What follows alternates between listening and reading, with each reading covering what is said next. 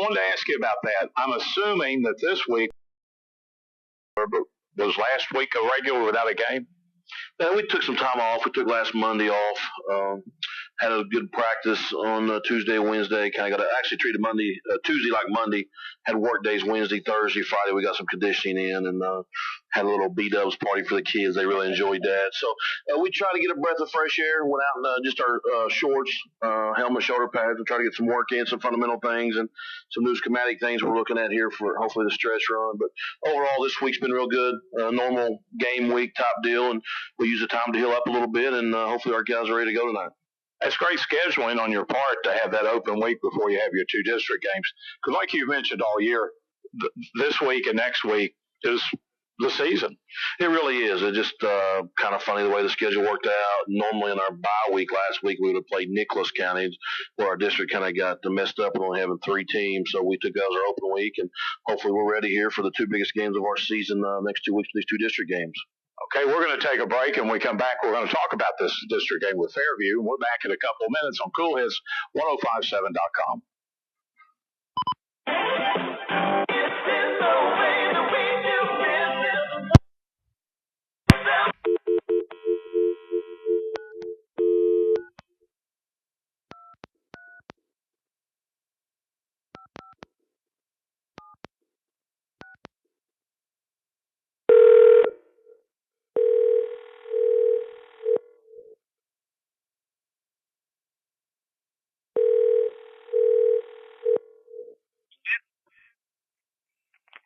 Wheel, is this you? Who's this? This is Just Incredible. Justin, this is Charlie. I need to speak to Luke. Hey, Charlie's on the phone for you. What do you need, Charlie? He needs to go on the air. I got to get on the air. Is he not on the air? We had to hang up. MJ had me hang up and call a different number. Lane, he needs to be on the air on this number. Wheel's trying to call on the other number. So, okay, so... Tell Luke to answer it when it rings. Hang up. Okay, I will. Right back. To make your referral and let the rest. 9 923 9 5576. 576. Yes. Okay. I'm sorry, Charlie. No, that's fine. He was trying to call the 800 number and all the lines are tied up. He can't use the other number. Hello? Is this Luke? Yes. It's Charlie. We had to change numbers or something. Okay. Can you put me back on with the second part of this coach's interview? Yes. Okay. Well, where are you right now in the format? It looks like pregame 3. See, 1, 2. You're in Fannin, Bellefonte, Tri-State, and Town Square? Yes. Okay. How far are you into that? It was just now wrapping up. Okay. You can give it back to me, and I'll run the rest of this coach's interview and then do our final break here. Okay. Sorry, Charlie. I forgot to tell you that before, and Jim was trying to call and couldn't get through.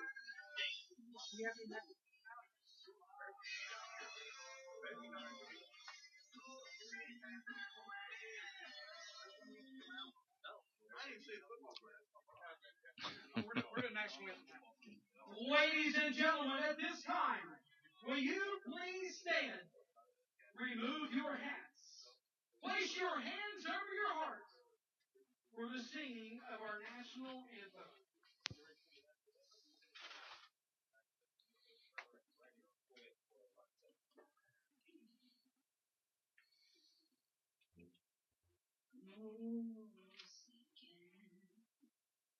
You see, like the dawn's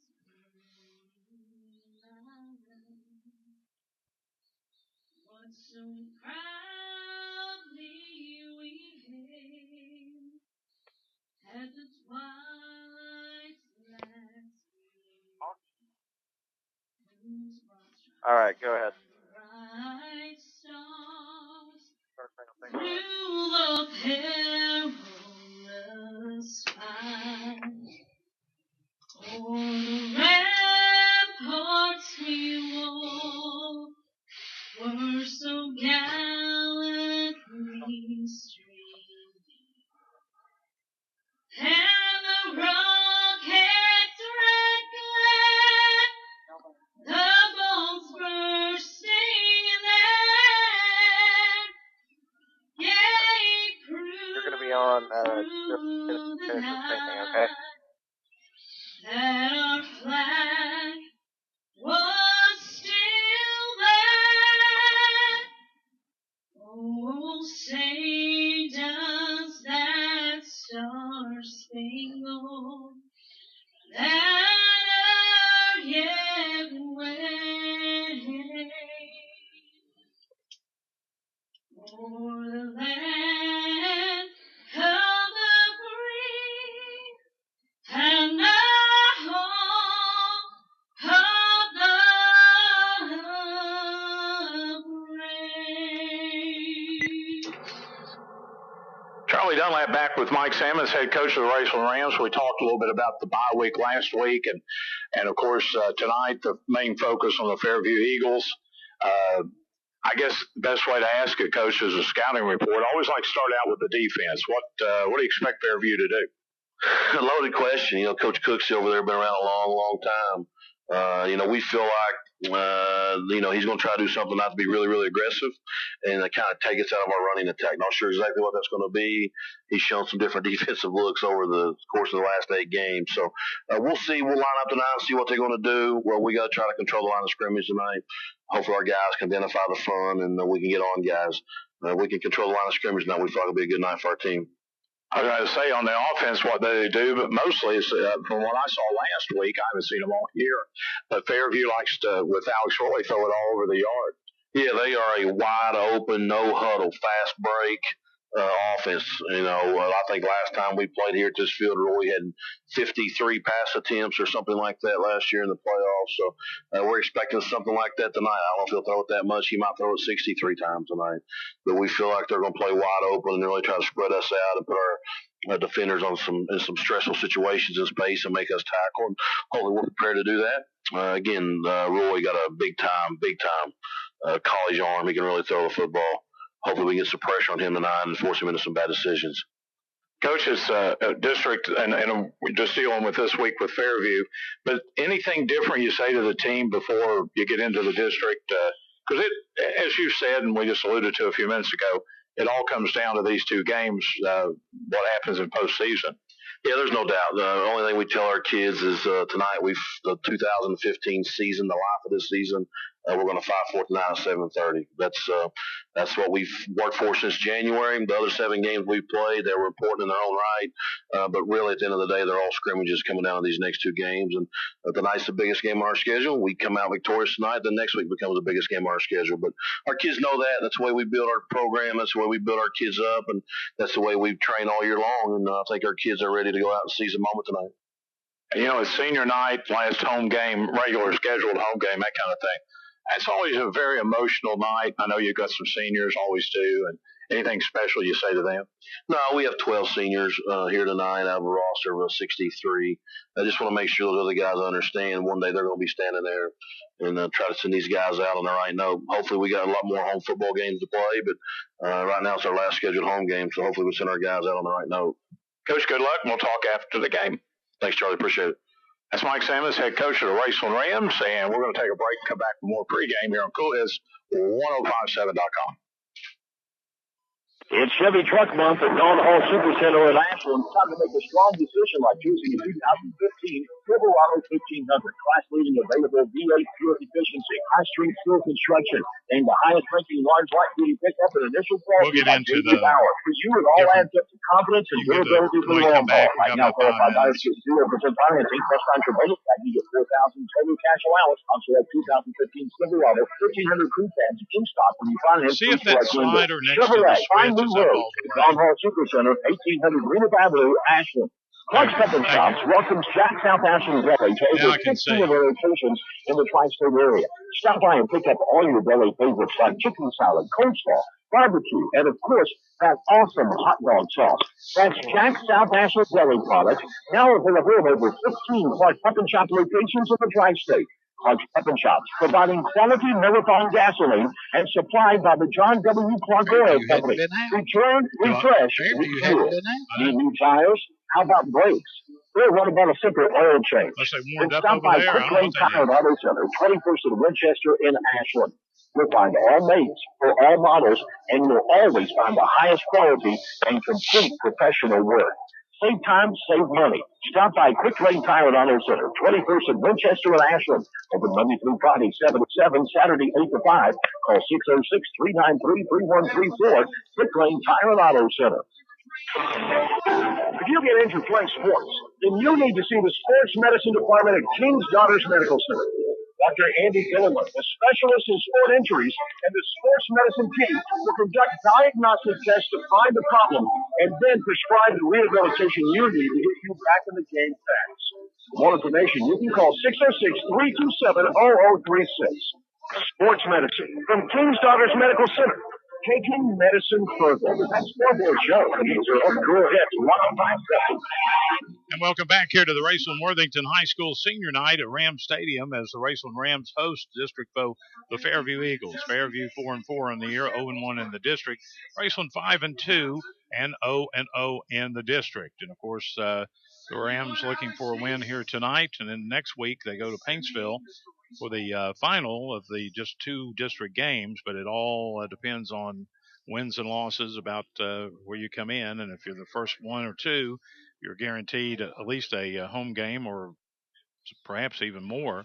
But if you're in the third position, you go on the road to start things. But that doesn't mean you don't get a home game. You will eventually get one. And the officials are going to meet with the team captains and the coaches out at midfield. And, Kerry, I think you've got that information for us. It's time now for a look at tonight's officiating crew, brought to you by the good folks at Tri-State Ophthalmology. For all your serious eye problems, see the professionals at Tri-State Ophthalmology, 2841 Lexington Avenue in Ashland. Our referee this evening is P.D. Harris II.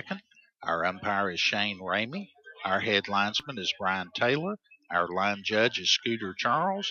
And our back judge is Dave Anderson. Okay, there you have it, the guys in the striped shirts, and they're meeting out at midfield right now with the coaches and the captains of the teams here on senior night at Raceland High School. The Rams decked out in the black uniform, orange numbers piped in white with the orange helmets. Fairview has the black pants, the red numbers, it looks like from here, and the white jerseys of the traveling team. They're getting ready for the coin toss, the official explaining everything to them, and we'll hold on to it here before we get into starting lineups. And we will tell you who won and who lost and all that kind of stuff. Looks like Fairview may have won because the official looks over and is talking to that young man. And they're still conferring. I guess he just flipped the coin. And the coin has been flipped, and I believe the Rams have won. Let's wait and see.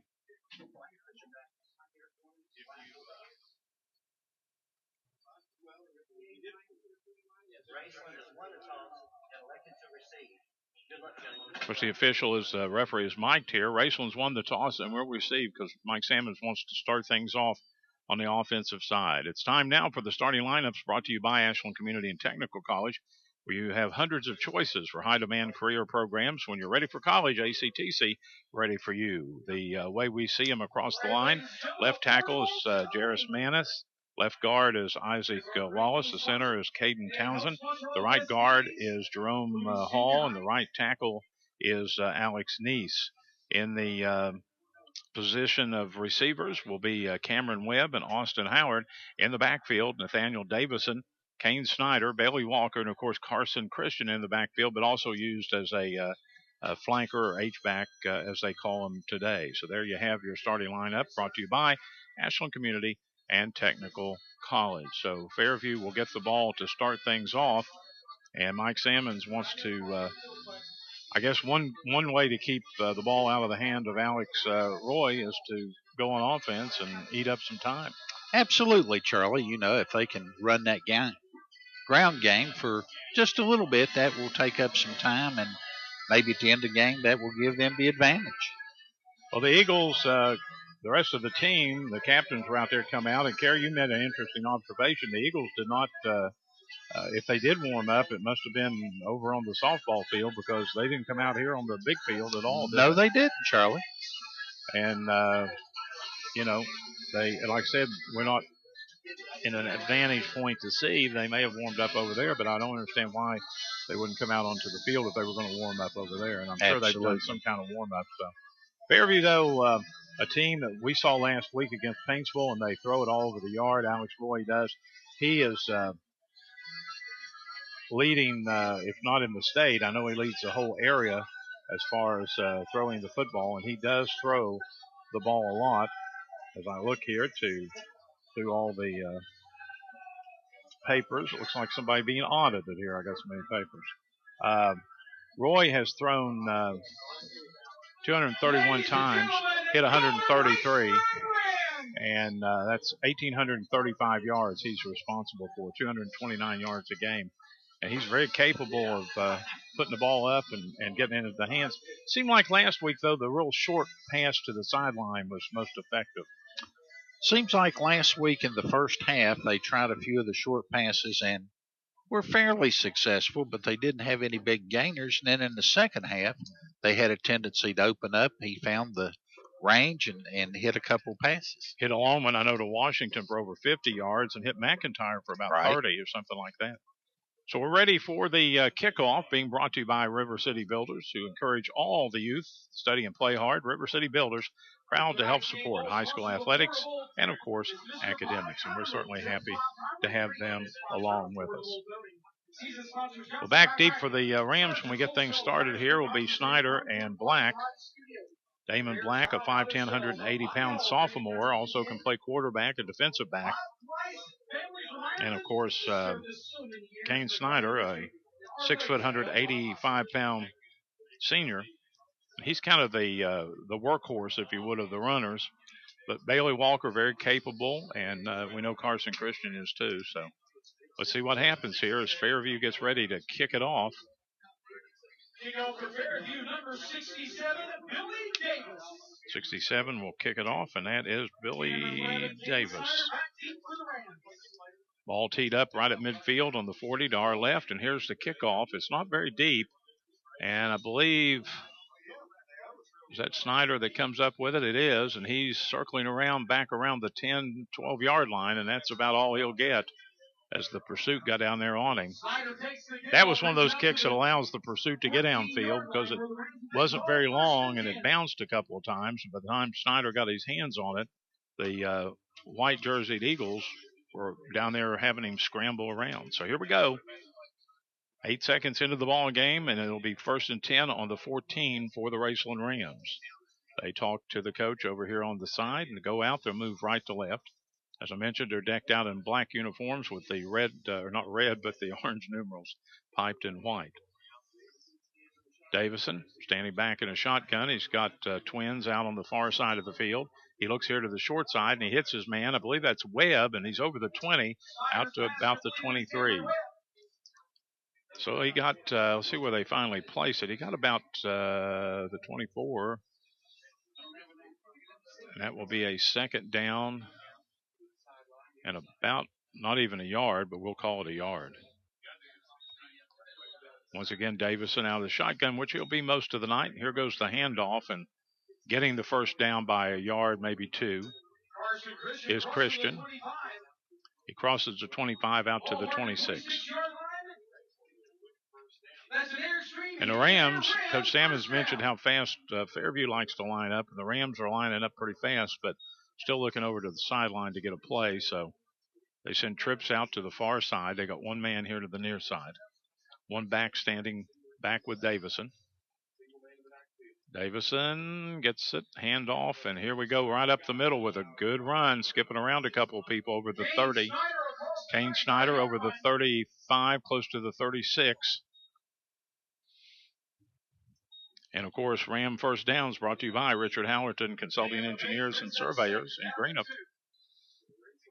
Snyder got 8, and they need 2 now, so it'll be 2nd and 2 out on their own 36-yard line. A little over a minute gone in the ball game. Raceland took the kickoff. Snyder back with Davison. And Davison will keep it. Davison gets some yardage. He gets loose. He got enough for the first down. He's still going out over his own 45 to about the 47, maybe even 48-yard line. And that's another Ram first down, brought to you by Richard Hallerton, Consulting Engineers and Surveyors in Greenup. That's the thing about Davison. He, of course, he can throw the ball, but he also he's a pretty good runner, Kerry. Yes, he is, Charlie. He does a good job in directing the Rams' offense. He certainly does. Alex Neese coming into the ball game for the Rams, 6'3", 270, a senior. Here we go again. A couple of people back, and here's the snap. And here at the 50, the 45, the 40, and driven out of bounds inside the 40. That was Carson Christian. And I believe that was Damon Black, I think, that was taking that one, wasn't it, Kerry? That pitched it back.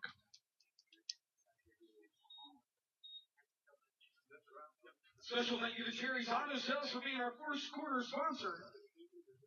So it'll be 1st and 10 on the 37 in Fairview territory on the hash mark here on the near side. Couple backs back with Davison. He's going to hand it off, and that is, looked like Carson Christian, but it is number 11. He crosses the 35 to the 32-yard line. 2nd and 4 now for Fairview. They started this drive back, at their 14, I believe it was. I believe you're right, Charlie. Davison with the keeper this time. Davison gets through a couple of people and gets inside the 30 down to about the 26. Should have enough for a first down, and he does. Another Ram first down brought to you by Richard Hallerton, Consulting Engineers and Surveyors in Greenup. 9 minutes and a half in the first quarter. Rams took this ball back on their own 14, and they're now in the 26 in Fairview territory. Davison back there again. He looks to throw it this time on the right side, and a gain of 6-7 yards. Was that Howard that caught that? Austin That Howard? was Austin Howard. Austin Howard. So it'll be on the 19. It'll be 2nd and about 2, maybe even 3 on the 19. Rams inside the red zone, as it's called. I like to call it the Ram zone. Christian and Snyder stand back there with Davison. Here's Davison to hand off to Snyder, I believe. And he is fighting for some more yardage and finally knocked back, but he gets down to the 15. He got 4.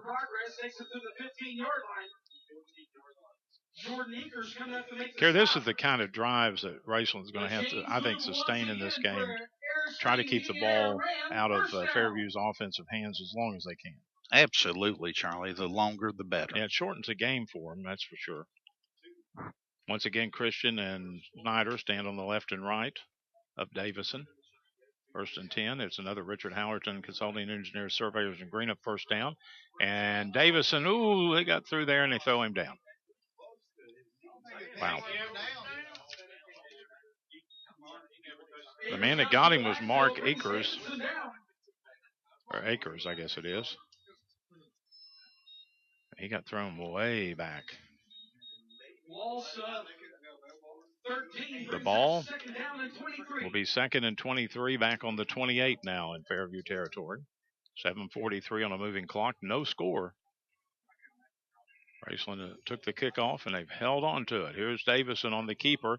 Davison skips back a couple of people, but good pursuit in there by the Eagles. And around the 21 is where he's going to get caught. He got about 7. But that'll bring up 3rd and around 16 now. This is a great night for football. Yes, it is. It's one of those autumn nights. Yes, it is. It's got that autumn night feel to it. Davison, once again, out of the shotgun as he goes pretty much all the time. Fairview's defense jumping around just a little bit. Clock at 6:59 here in the opening quarter. Here we go. Here's Snyder with the ball. Snyder fights his way over the 20 And he's inside the 20 down to around the 16. So he gets, about 5 on that? But that's going to bring up a 4th and about 11. But you got to think they're in 4-down territory, because if you punt it, they're going to get it on the 20 because you're going to put it in the end zone. So the Rams are going to go for it here. Shotgun for Davison. Man goes in motion is Christian. Back to throw. It's Davison. A little lob pass. It's caught. No, it's not. It's knocked away and dropped inside the 15. So the Rams going to give it up on downs. And it's 6:13 on the clock. In the opening stanza, no score. And the offense and defense will switch positions. A reminder, all Ram first downs brought to you by Richard Hallerton Consulting Engineers and Surveyors in Greenup. Our AirTech scoreboard is brought to you by AirTech, hence the name. And let's see what we got here. If we've got anything on the Community Trust Bank sports ticker. Yes, we do. Russell leading Lewis County in the first quarter 7-0 down in Vanceburg. We'll keep you up on what's going down in those games. And here's Roy throwing it. He's got his man out over the 25, out near the 30-yard line. Hutchison's the man that got it. Trevor Hutchison was the receiver. Trips come out here to the near side, and Fairview's ready to go. They're in a hurry. Here's the pass, and it's caught, and it's going to be enough for a first down, I believe.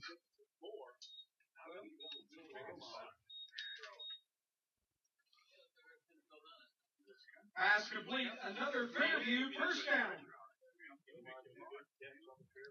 So a first down.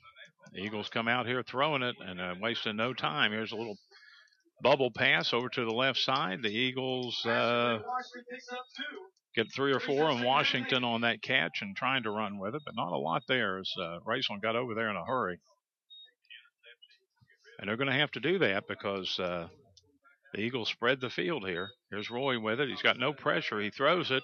It's caught up near midfield and inside the 50 down to the 45-yard line, and that was Hutchison again for Fairview, and another first down. Kerry, right now Fairview's making it look kind of easy.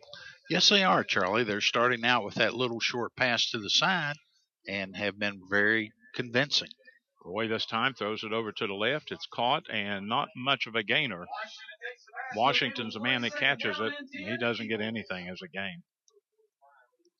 Rams right there on top of things.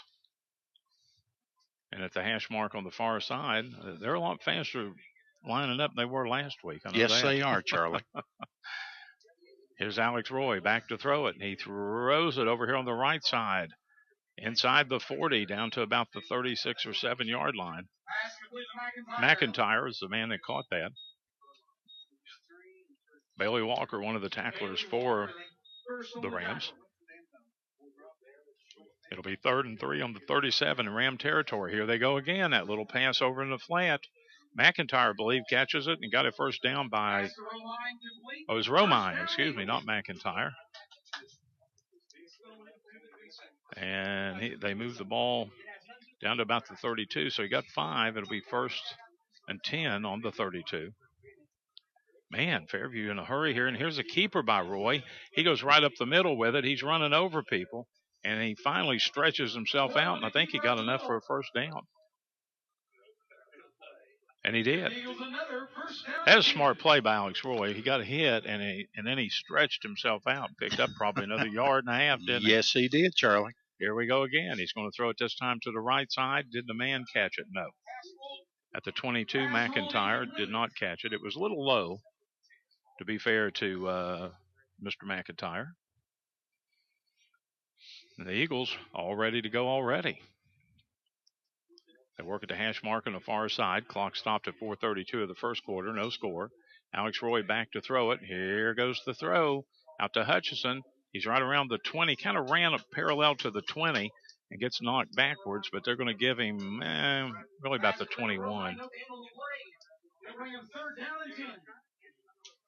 So it'll be a 3rd and 10 with the clock moving at 4:20 left here in the opening stanza. The ball on the 21-yard line in Raceland territory. Offside. Defense number 63, 5-yard penalty, remains third down.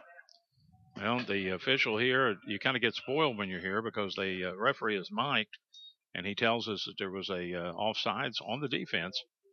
So it'll bring up a 3rd and 5 now at the 16-yard line in Raceland territory. Alex Roy's got it. He's got no pressure on him. He gets his man across the way. He catches it and gets hit and knocked down. Romine is the man that catches it, but guess what? He got a first down. Well, Fairview's just racing down the field here in this passing game. He got 8 yards. And here we go with the play, and maybe a yard because it was on the 8.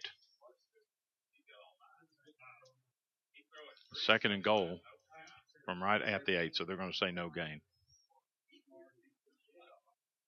Eagles ready to go here, and here's the pass. No good over at the front end of the end zone on the corner over there. Good defense by the Rams. 3rd and 8 now. The clock stops at 3:34 in the opening stanza. No score. Alex Roy back to throw it. Going to throw it toward that end zone again, and actually closer to a defender of Raceland than it was to his own man. I think his man ran the route a little wrong. Bring up 4th down. 4th and 8. Goal to go here. Needless to say, Fairview will line up for it. Couple backs back with Alex Roy. Washington's one of them. He goes in motion, he being Washington. Comes over, and here we go with the handoff up the middle. They go with it, and Eagles with a handoff down to the 4-yard line. Not going to get it. Turnover on downs, Ram ball, 1st and 10. That was Ruggles, I believe, Kerry, that carried it. He got about 4, but he needed 8 to get in the end zone, so the Ram defense is held. They're going to have a 1st and 10 on their own 4-yard line. 3:24 left here in the opening quarter. No score at Raceland tonight on senior night. A lot of cars parked across the way on US 23. And the Rams are going to start in the, if you would, the shadow of their own goal post back on the 4-yard line. Way down to our right here.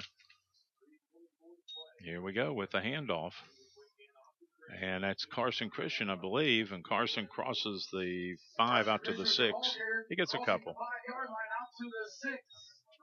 Not a lot of running room. Gain of 2 brings up 2nd down and 8. 2nd and 8 now for the Rams on the 6-yard line, their own 6. So they got a long way to go here. But right now they got to worry about holding on to the ball and trying to get a couple first downs and get out of this hole. Here's Davison with it. The handoff coming over the 10 out to about the 10 or 11-yard line. And that was Bailey Walker. Tackle made by number 1. So with 2.5 minutes left now in the opening quarter, it'll be 3rd and 1 out on the 13. Big 3rd down here for the Rams.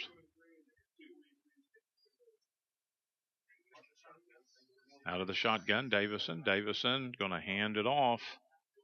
And, it's going to be wherever forward progress is going to be close here. I think it was Snyder that carried. And he's not going to get it. It's going to be a 4th and a long one. Christian will punt it away. You've got Cook. I believe it's Cook and Washington back at about the 42 in Ram territory to receive this thing. Christian gets a pretty good snap on it. No rush on him. Gets a nice little kick away. That'll be taken by McIntyre. And he gets caught back around his own 45, but let's see if they say that's forward progress. Yeah, they do. 46 is where he's going to start it. So it was McIntyre who received that one. Pretty nice punt. Snyder was the man that got down there to tackle McIntyre. But I tell you what, Kerry, the Eagles just moved at ease until they got close to the goal line there. Yes, they did, Charlie. The young man was about 9 for 12, so he did a good job in locating the receivers and making the connection. And Alex Roy stands back on his 40. And there's flags everywhere, so hold the phone.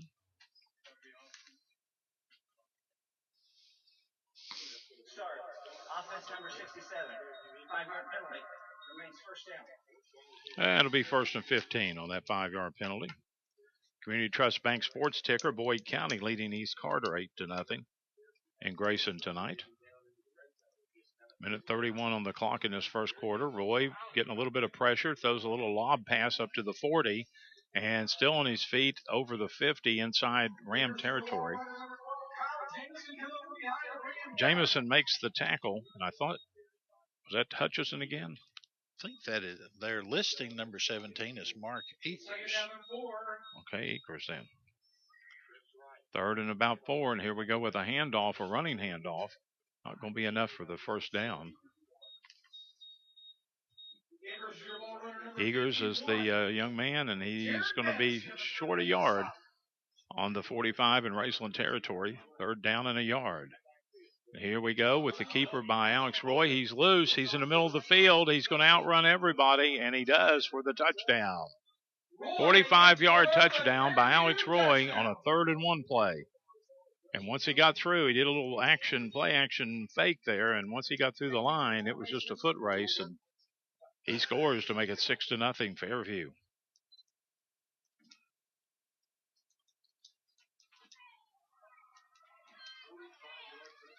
So a 45-yard run and touchdown by Alex Roy, and it looks like the Eagles are going to line up for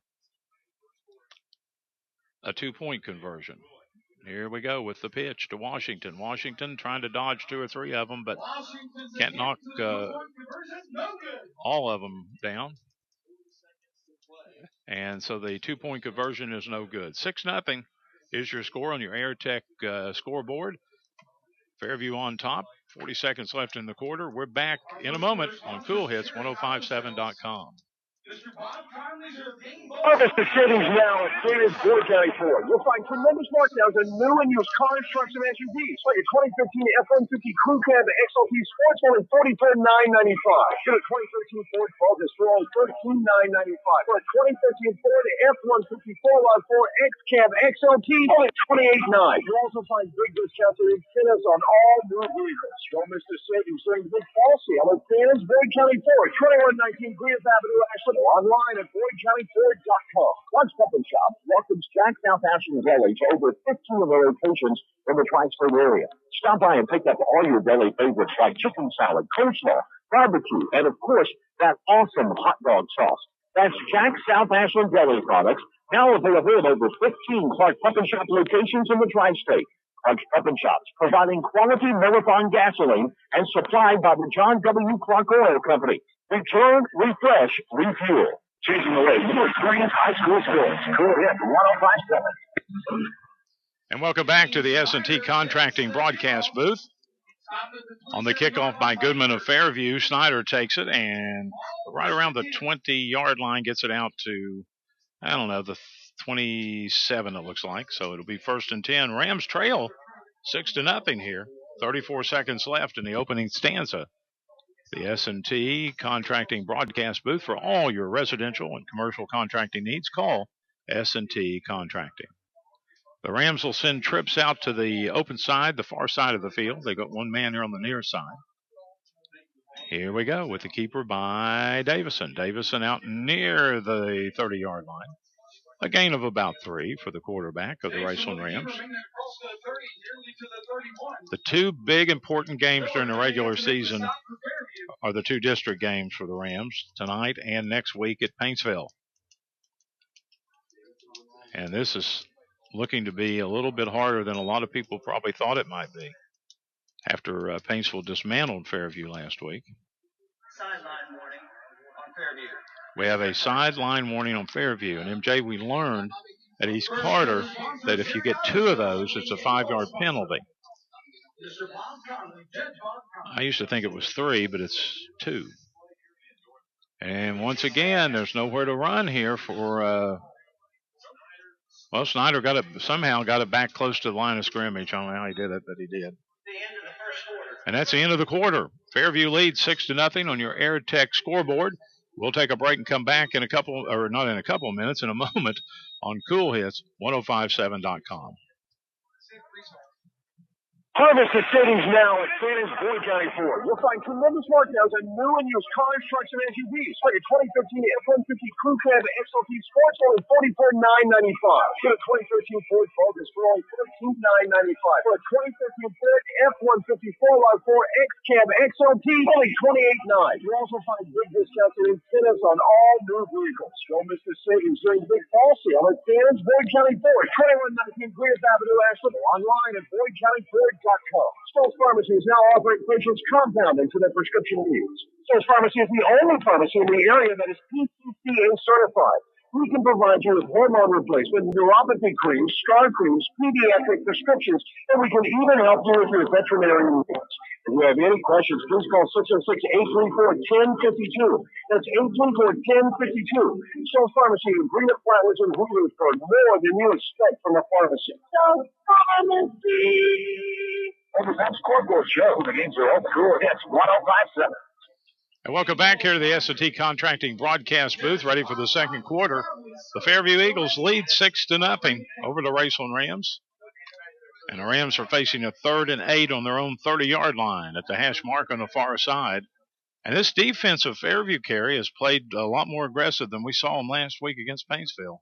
Yes, they have, Charlie. They have been a lot more structured. They've ganged up and did some gang tackles, and they have really restricted what the Rams are used to doing. That's exactly right. So let's see if the Rams, what can they do here on this 3rd down. Davison rolls out here to his right. He throws it on the run at the 40. It's going to be caught. I think that's Austin Howard that gets it, and then he has about 5 or 6 Eagles, and they finally knock him down at the 44-yard line. So that is another Ram first down, brought to you by Richard Howerton, Consulting Engineers and Surveyors in Greenup. Nice catch by Howard. Nice pass on Davison. He was on the run to his right when he threw it right into the flat. You know, Charlie, Davison has the ability to throw the ball. Yes, he does. Here we go. 2 backs back with Davison. An inside handoff. And over the 50 down to around the 40-yard line, 41 in Fairview territory. That is Carson Christian. About a 14-yard run and another Ram first down, brought to you by Richard Howerton, Consulting Engineers and Surveyors in Greenup. The Rams ready to go here. They got twins out on the far side, the open side of the field. Here we go with the handoff to Kane Snyder. And Snyder right up the middle gets hit at the 35, but not before he gains about 6 yards. Maybe the 36 is where they'll put it down, so maybe 5. But right up the middle, and that's a tough place to run against this Fairview Eagle outfit. 2nd and 5 now on the Fairview 36-yard line. 10 minutes, 56 seconds till the double drizzle halftime report.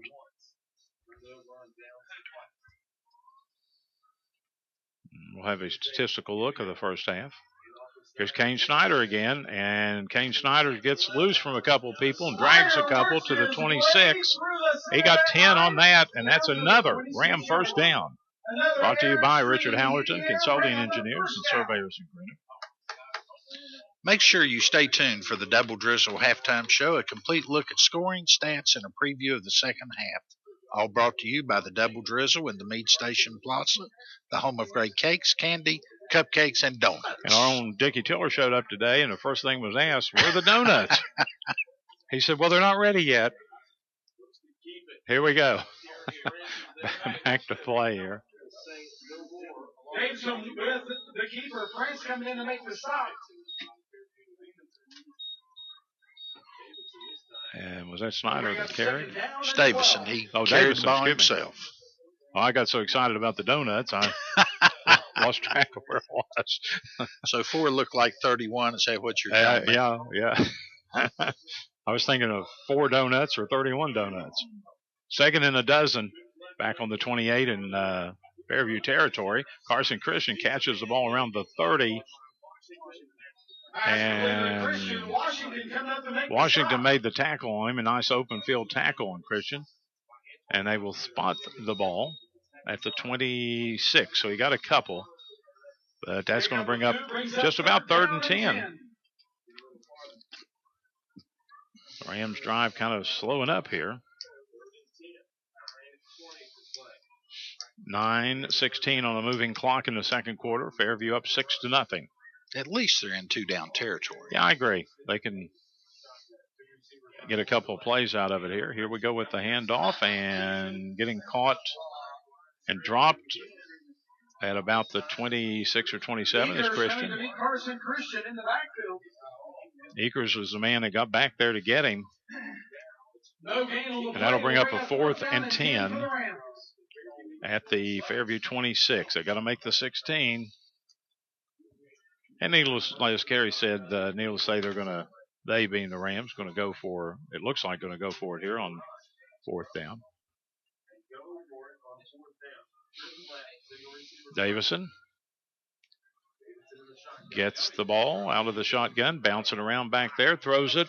It's a pass that's, I don't know if it was knocked away or what, but Webb was the intended receiver. I don't think anybody touched it, but it's not caught, so that will turn the ball over to Fairview on their own 26-yard line, leading 6-0. We'll try to get you some Community Trust Bank sports ticker updates. Russell leading Lewis County 21-0 down in Vanceburg. And let's see if we got anything else here for you on the sports ticker. Well, we do have the Fairview score, but we know what that is because we got the scoreboard. East Carter has scored a touchdown. They're down 8-7 to Boyd County. In Grayson, our own Dickie Tiller's on the site there tonight. And he better not have those donuts out there. Here's Roy back to throw it. Throws it over the middle. And somebody might have tipped it or something, but it hit the turf harmlessly way ahead of the intended receiver. The Rams defender just about had a sack, Charlie, to be honest with you. Yeah, very close to it. They were taking him down, and he sort of got rid of the ball. Kept his motion. Yes. It'll be 2nd and 10 back on the Fairview 26. Roy to throw it again, and nope, not going to be a catch over there at the 30. Romine was the intended receiver, but a little too low, and that'll be 3rd and 10 now. Fairview back still on their own 26. Leading here, though, 6-0. Back to pass it. Here's Roy. Well, he's going to tuck it and run with it. He's got some field. He's got Snyder after him. He's going to get the first down. He's still on his feet. He's still moving, and he finally runs out of bounds somewhere around the 38-yard line in Raceland territory. Christian runs him out of bounds. They're going to put it on the 45s where he went out. So that's a 29-yard pickup. Alex Royce has hurt the Rams with his legs tonight. Here's that pass over here to Romine. He gets it at the 45. He's at the 40, inside the 35 to about the 34. A gain of 11. That's another first down. Cherry, one of the tacklers, as you probably heard Donnie Townsend, our public address announcer. And before they even get the markers down, Fairview's ready to go. Here's Roy with the handoff.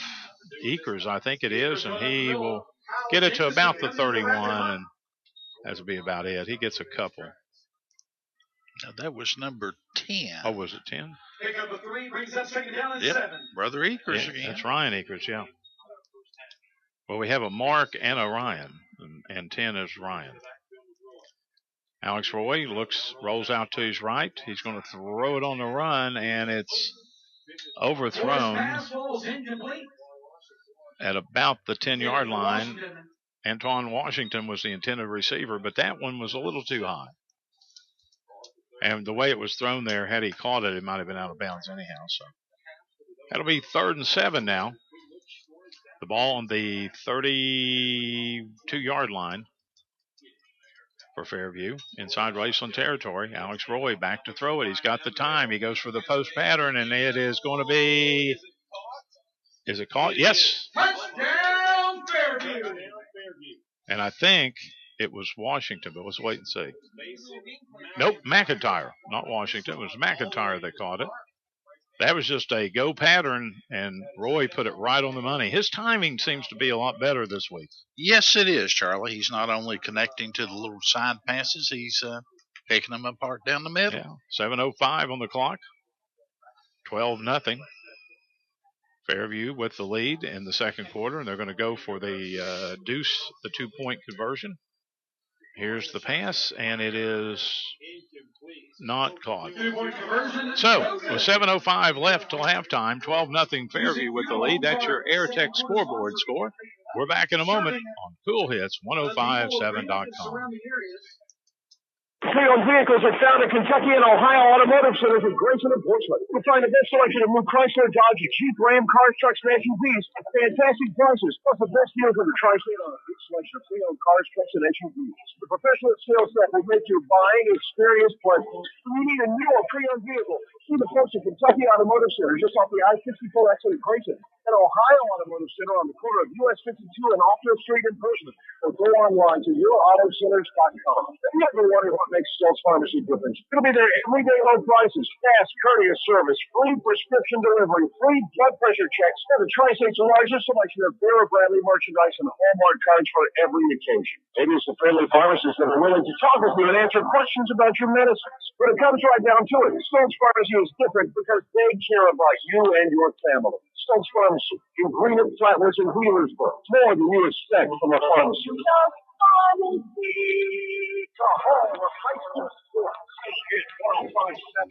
And welcome back here to the S&T Contracting broadcast booth. Fairview's Billy Davis kicks it off, and it will be taken back near the 20-yard line, and I believe is that Webb with it? Oh, Black, okay. Black crosses the 30. I made a mistake. Oh, it was Mr. Webb. It was Webb. Okay. Well, you're allowed to do that once in a while. That 3 looked like sometimes another figure. Yeah, sometimes it's not like, as I like to say, the old days when the numerals were just pretty much a block numeral. Now they do a little fancy stuff with them. Well, 6:54 to go to halftime, and the Rams are in a hole right now, Kerry, down 12-0. And they really need to get a score here. Yes, they do, Charlie. You know, they started off and commanded about 9 of the first minutes of the game, and then it's sort of been a little nip and tuck since then. Here comes a little bit of a rush and a little pass over on the right side over the 35. Austin Howard catches it. He'll get it out to the 37-yard line. Oh, no, he got on to the 38-yard line. So he got 3 on it. It'll be 2nd and 7 now for the Rams. I believe that's Walker back there with Davison right now. Here we go. Davison's going to keep it. Follows the block of Walker, but not much there as he got back to about the scrimmage line at 38. So that'll bring up 3rd and 7. Another 3rd down here for Raceland. Rams are 0-3 in converting. And right now, need to keep the ball and get some points up there on the board. Down 12-0. This Fairview team has come out throwing it all over the yard, and then Alex Roy running it has really caused some havoc for the Rams. Here's a guy that's loose. He's going to catch Davison at about the 37, maybe a loss of a yard. They might be kind and put it back up there. That guy that got him was Macaris France. He did not play last week. Here's one for you on a Community Trust Bank sports sticker. In the second quarter, Greenup and Ashland are scoreless. So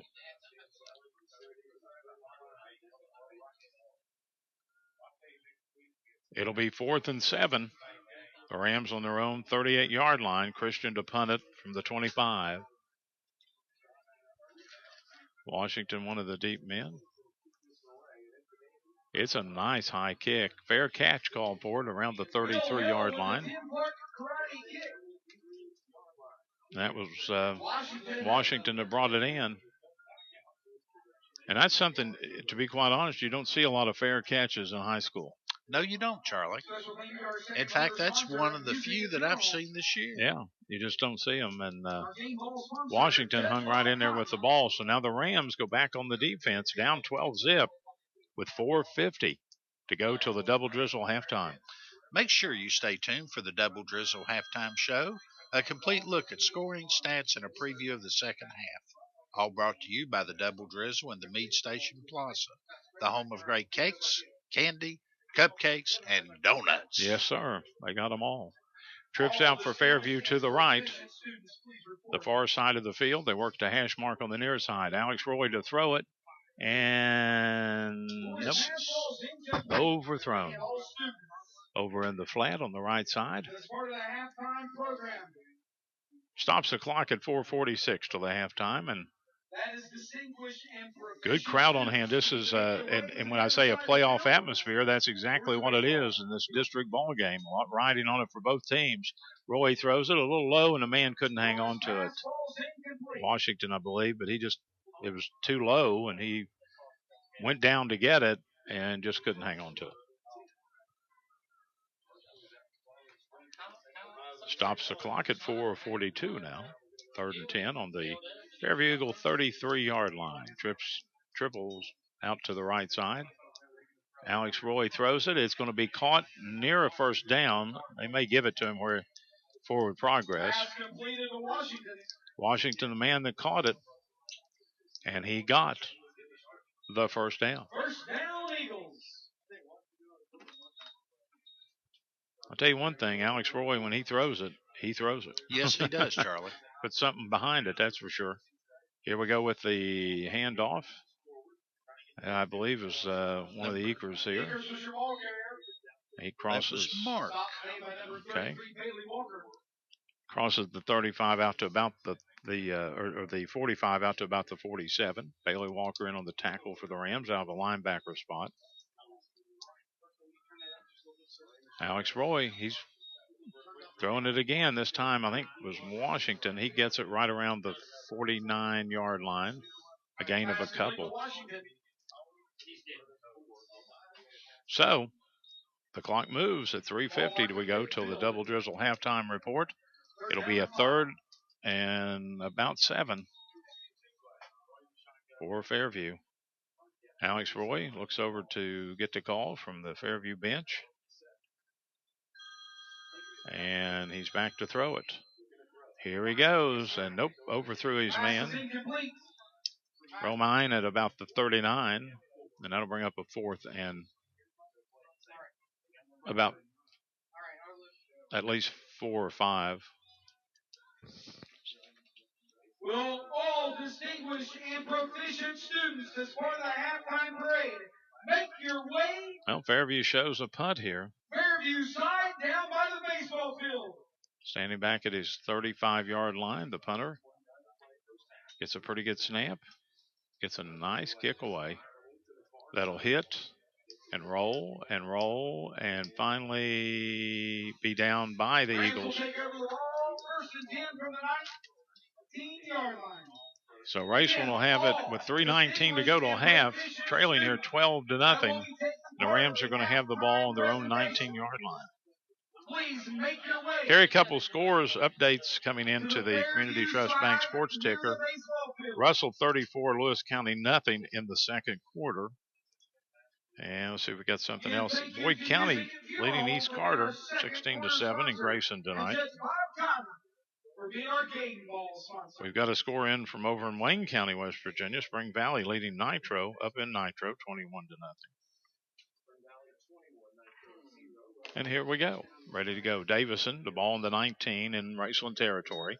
Davison rolls over here to his right. He throws it on the run. Austin Howard catches it around the 25-yard line. And then he gets knocked out of bounds, but the official said he was already stopped before he went. So the clock will continue to run. Gain of about 6. Senior night here at Raceland, but right now it's not a happy crowd of Raceland Ram fans as they're down 12-0. Here we go with the handoff to, I believe, Mr. Snyder. And getting it for a first down and then still pulling people. That was Bailey Walker, Bailey Walker. He takes it from the 26 to the 43, a 17-yard gain by Bailey Walker. Nice run. He's a tough runner. And that's another Ram first down brought to you by Richard Hallerton, Consulting Engineers, Surveyors in Greenup. Here we go again. And right up the middle and close to, and yes, another first down. Ball moved into Fairview territory down to the 46-yard line. It'll be on the 46. Ram first down. And another Ram first down brought to you by Richard Hallerton, Consulting Engineers and Surveyors in Greenup. So Snyder had the carry on that one, and here we go with the handoff. I believe that's Walker again, and Walker takes it from the 46 to the 40 for a gain of 6. Take up a 6, brings up second down and 4. And the clock continues to roll. We're at the 2-minute mark of the second quarter. The Rams really need to get on the board here. Down 12-0 to the Fairview Eagles. Davison stands back there in the shotgun. He's got plenty of time. Now he doesn't have plenty of time as he rolls to the right, and the ball is incomplete at the 30. Jamison was the intended receiver on that. That'll bring up a third down and a long 4 for the Rams.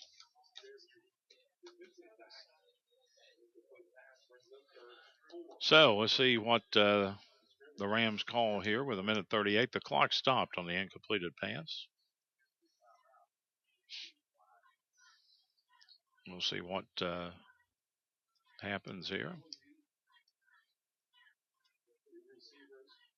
Ram fans have had nothing, absolutely nothing to cheer about here tonight.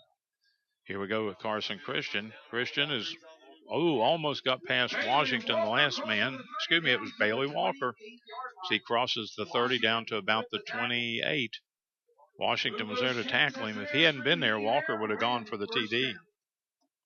So that'll be another Richard Hallerton Consulting Engineer and Surveyors in Greenup first down for the Rams. Here we go again. Here's the inside handoff and looking for some running room. And hurdling a man. And in for the touchdown. Kane Snyder takes his 9th touchdown run. And he did a hurdle and a bacon shake on that one, but he brings the Rams back to within 6 at 12-6 with 1:14 to go in the first half.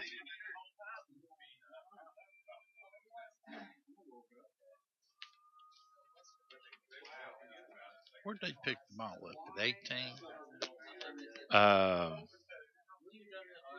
I think so.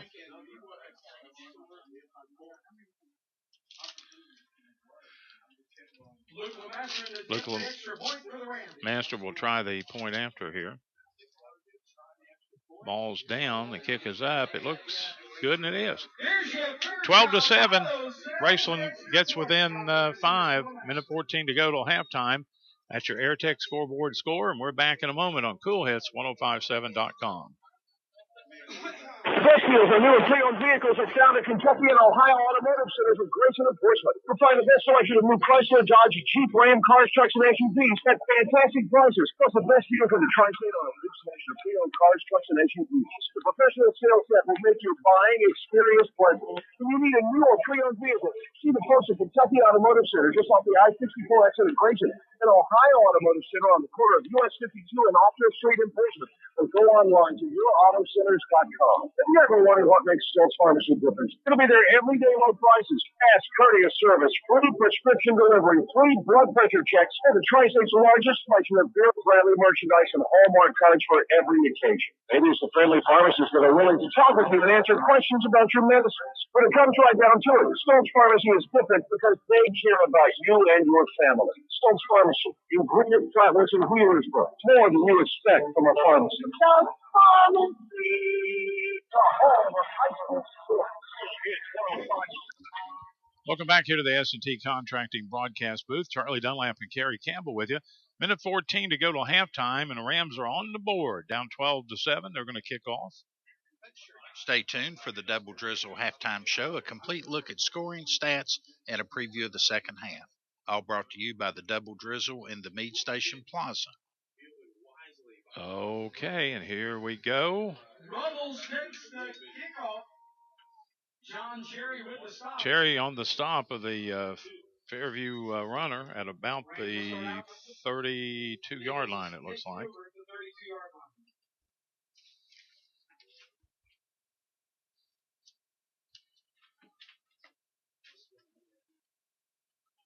So we have Fairview over around the coach, waiting to find out what's going on, and we'll give you some updates here.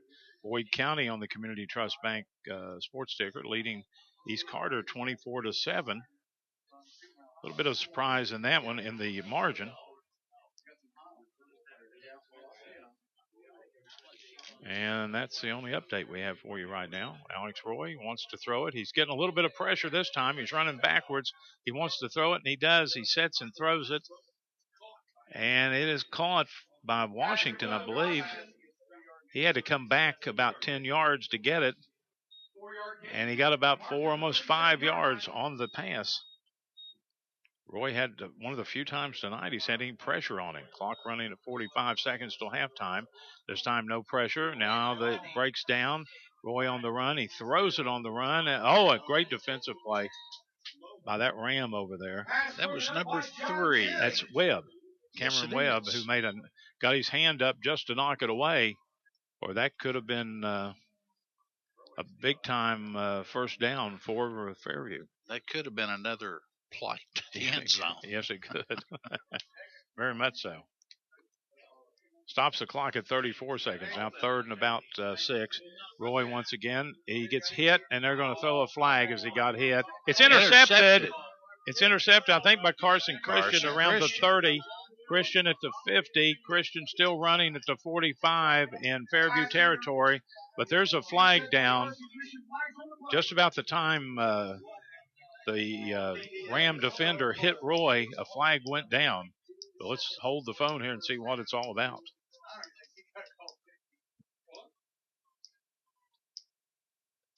"19 seconds. It's stopped, and Fairview has the ball intercepted.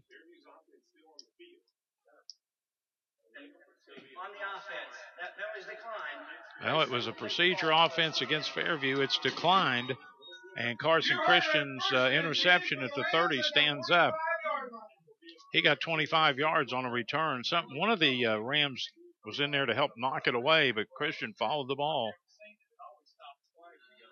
And so now, with 19 seconds, the Rams down 12-7 here before halftime to the Fairview Eagles.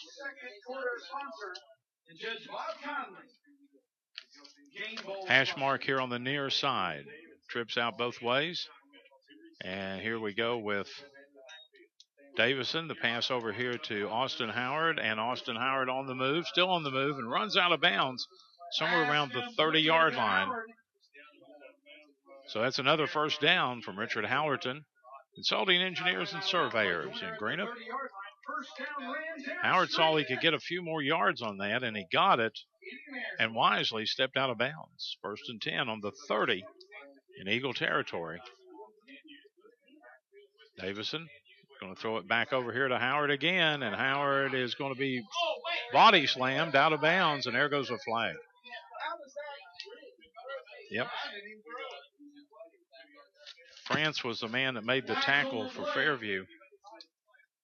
And he just literally looked like WWE or F or whatever they call it now, didn't it? Yes, it does, Charlie. At the conclusion of the play, dead ball, personal foul, late hit out of bounds on the defense number 42. That penalty will be half the distance to the goal. Ball will be placed at the 12-yard line, 1st and 10. Half the distance because it was on the 24, and it'll be a first down. Yet another Richard Howerton, Consulting Engineer and Surveyor, first down in Greenup. How many yards he picked up that time, Charlie? Let's see, where was it? It was on the 30.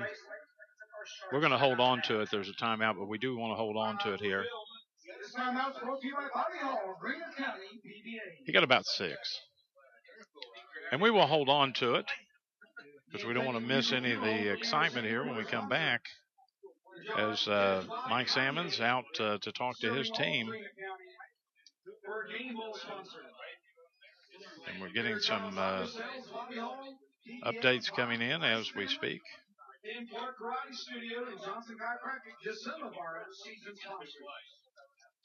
On the Community Trust Bank Sports ticker, Fleming County leading Bath County at halftime, 14-0.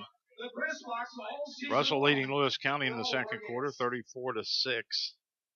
East Carter trailing Boyd County, 24-7 in the second quarter. And trying to get an update here on any other games. I know Greenup's at Ashland, but last thing we had was there was scoreless in the second quarter. Well, to be 1st and 10 on the 12 in Fairview territory, but the big problem here, Kerry, is 7 seconds left in the first half. Davison in the shotgun. Davison going to throw it over here to the right again to Howard. He stayed in bounds, but I think they're going to call a quick timeout and have a second left. And they are, with a second to go. So Howard's been the favorite target of Davison on this right side. And with that 1 second to that halftime, with Raceland down 12-7, we'll still hold on to it here. And remind you, we'll have the Double Drizzle halftime report. And for the second week in a row, we have our own MJ McKay here. You're doing a little bit of everything tonight. I know you helped out with senior night. I thought they were going to introduce me. I'm a senior. I get senior discounts. If they introduce senior discounts, I'd be right out there. But unfortunately, they didn't do that. So, or maybe fortunately for them. Well, this has been an interesting first half of action. Raceland was down 12-0. They come back and score late here in the quarter, and then they get the ball back on an interception. And they're getting a couple plays off, and now they got a second. So do you figure there's one more play, and unless there's a defensive penalty, if they don't score the touchdown, they being the Rams, it will be halftime. And it looks like a field goal attempt. Lining up for a field goal.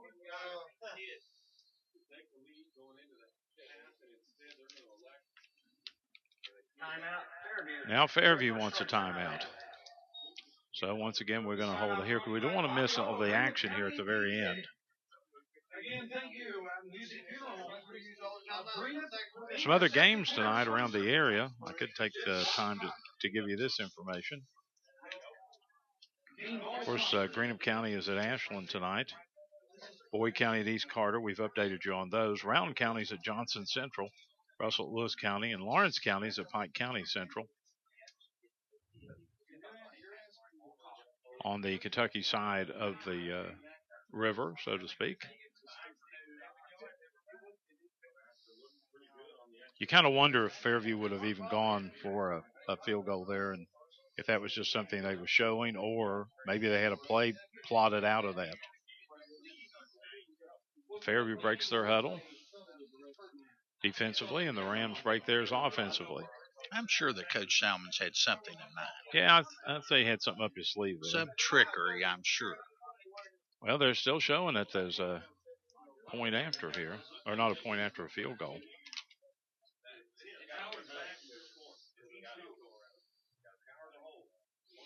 Here we go. Austin Howard holds. Here's the snap. The kick is up. The kick looks good. It is. So the Rams get back to within 2 with a field goal from the 12-20. That was a 30-yard field goal. Who kicked the ball? Number 60? Let me check here. And I will tell you, I think that was Lemaster, Luke Lemaster, a sophomore, and he put it right through the uprights.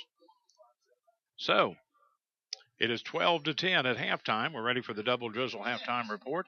We will take a break here and come back in a couple of minutes with that Double Drizzle halftime report. Once again, your AirTech scoreboard score is Raceland 10, but Fairview leads with a dozen on the board. Back in a moment on Cool Hits 1057.com.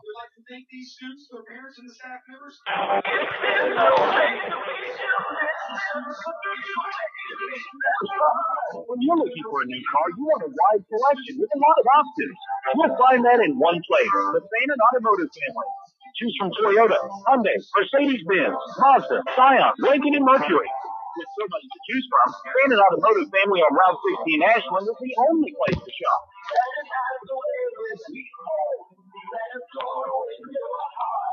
If you get into playing sports, then you need to see the sports medicine department at King's Daughters Medical Center. Dr. Andy Gilliland, a specialist in sport injuries, and the sports medicine team will conduct diagnostic tests to find the problem and then prescribe the rehabilitation you need to get you back in the game fast. For more information, you can call 606-327-0036. Sports medicine from King's Daughters Medical Center. Taking medicine for Lunch Pump and Shops welcomes Jack South Ashland Deli to over 15 of their locations in the tri-state area. Stop by and pick up all your deli favorites like chicken salad, coleslaw, barbecue, and of course, that awesome hot dog sauce. That's Jack South Ashland Deli products, now available at over 15 Clark Pump and Shop locations in the tri-state. Clark's Pump and Shops, providing quality Marathon gasoline and supplied by the John W. Clark Oil Company. Return, refresh, refuel. And that new RV. Get that RV you've always wanted and hit the road. We can help with an RV loan. We're member-owned and not-for-profit. What does that mean for your success? Better rates and less service charges. That's the way to go. Members Choice Credit Union. Federally insured by NCUA. Nobody has more high school sports. Cool 1057. And welcome back to the S&T Contracting broadcast booth for all your contracting needs. Commercial, residential, call S&T Contracting. Charlie Dunlap along with Kerry Campbell. It's halftime, and the Rams trail 12-10. LeMaster just put a 30-yard field goal in, the total yardage, to bring the Rams back to within 2. They were down 12-0 there with about 4.5 minutes to go in the first half, and they got 10 points on the board, so they're back in the ball game, so to speak.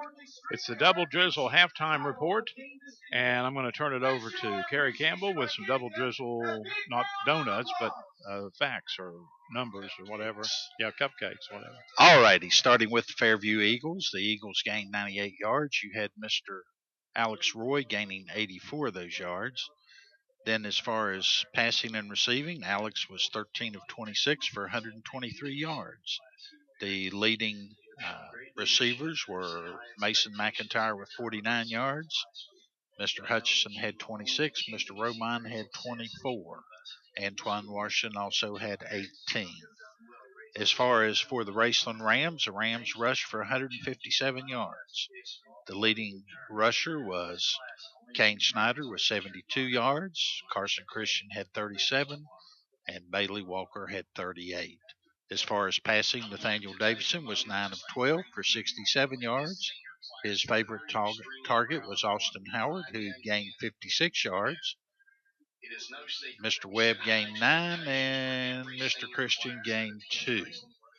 As far as penalties, Fairview had 20 yards, Raceland had 5. As far as scoring, the scoring started with Alex Roy breaking downfield for 45 yards with a rushing touchdown. The attempt for the 2-point goal was no good. Then there was a 32-yard pass to Mr. McIntyre from Mr. Roy. And again, the try for the 2 points was no good. That put Fairview up 12-zip. As far as the Raceland Rams, Mr. Snyder ran a 28-yard touchdown. Kick was good, making it 12-7. Luke LeMaster teed it up and kicked it from 30 yards out with a 3-yard field goal, making it 12-10. That pretty much, with the exception of the interception by Mr. Christian. He had a 25-yard interception, which helped set up a score. And with that, I'll turn it back over to Charles. Okay, thank you very much on the Double Drizzle halftime report. 12-10. Raceland down by a couple, but we got a ball game here after Fairview raced out to a 12-0 lead. And it's senior night here at Raceland. A lot of various organizations and seniors being introduced. And we'll take another break and come back with more on Cool Hits, 1057.com. The best deals on new and pre-owned vehicles are found at Kentucky and Ohio Automotive Centers with Grayson and Portsmouth. You'll find the best selection of new Chrysler, Dodge, Jeep, Ram, cars, trucks, and SUVs at fantastic prices. Plus the best deals at the Tri-State on a big selection of pre-owned cars, trucks, and SUVs. The professional sales staff will get you buying experience pleasant. When you need a new or pre-owned vehicle, see the folks at Kentucky Automotive Center just off the I-54 exit at Grayson and Ohio Automotive Center on the corner of US 52 and Alto Street in Portsmouth. Or go online to yourautocenters.com. You don't have time to be sick, but that doesn't stop illness from interrupting your life. When you get sick, you want to feel better fast. Delphine Urgent Care offers Steve, and they're here for you 7 days a week. They're now open in the favorite shopping closet in Wheeler Care. Delphine Urgent Care is specially designed for patients with medical problems that need immediate attention. So when it's not serious enough for the emergency room, when you can't see your family doctor, you can feel better fast. With Delphine Urgent Care in Ironton and now in Wheelersburg. Lunch Second Shops welcomes Jack South Ashland Deli to over 15 of their locations in the Tri-State area. Stop by and pick up all your deli favorites like chicken salad, coleslaw, barbecue, and of course, that awesome hot dog sauce. That's Jack South Ashland Deli products, now available at over 15 Clark Pep and Shop locations in the Tri-State. Clark's Pep and Shops, providing quality Marathon gasoline and supplied by the John W. Clark Oil Company. Return, refresh, refuel. A&A Porta Potties and Storage Containers continues to serve the Tri-State's growth and out-of-space concerns. A&A Porta Storage has office containers, portable warehouses, portable homes, and they can custom-build units to fit your needs. If you need storage for office files, furniture, tools, toys, and the list goes on, they call A&A Storage Containers. And don't forget about A&A Porta Potties, the perfect choice for construction sites, family picnics, or any outdoor events. Call A&A Porta Potties and Storage Containers at 606-473-5314. Check out all live sports on our new app. And welcome back here to the Double Drizzle halftime report. Charlie Dunlap with Gary Campbell, and we have Zach Clem with us from the Daily Independent, right? Yes, sir. I read the article that Mark the newly rechristened Daily Independent. Yeah, the newly rechristened Daily Independent. So want to make sure we get the right name and everything. Zach, if you would, to kind of start things off, and I appreciate you being a guest here at halftime, elongated halftime. Yes. And this is usually the Matt Sparks halftime report, but Matt's not with us. Well, I'll try to fill his shoes adequately. Okay. But your thoughts on the first half? Well, it's just one of those things we kind of expected. It's a clash of differing styles. Of course, Fairview wants to move the ball through the air, and Raceland wants to move it on the ground if they can. And both offenses have pretty well had their way. There's just been a couple of untimely turnovers and turnovers on downs, or else it's a 12-10 game right now, Charlie. It could probably easily be 30-28 or something like that. Exactly. Both offenses have been successful moving the ball. It's just a matter of executing in the red zone. I don't know. Maybe it was just the game last week, and Kerry and I were able to broadcast the Paintsville at Fairview game. But it seemed like tonight the Fairview speed of getting things done is a lot quicker than it was last week. I think Paintsville did a good job of making them play at their tempo. But Fairview, we thought Raceland played fast, and they do. Yeah, but Fairview's they're running. It seems like a play about every 5 seconds. It's crazy. And Alex Roy has done some damage, not just through the air, but on his legs. Mm-hmm. He's a pretty good runner. Big guy, athletic guy, and it's some question about whether or not he'll play a quarterback or a position player at the next level. And he's certainly shown that he can pick up some ground with his legs. A big touchdown run there, of course, and another one to convert a third down.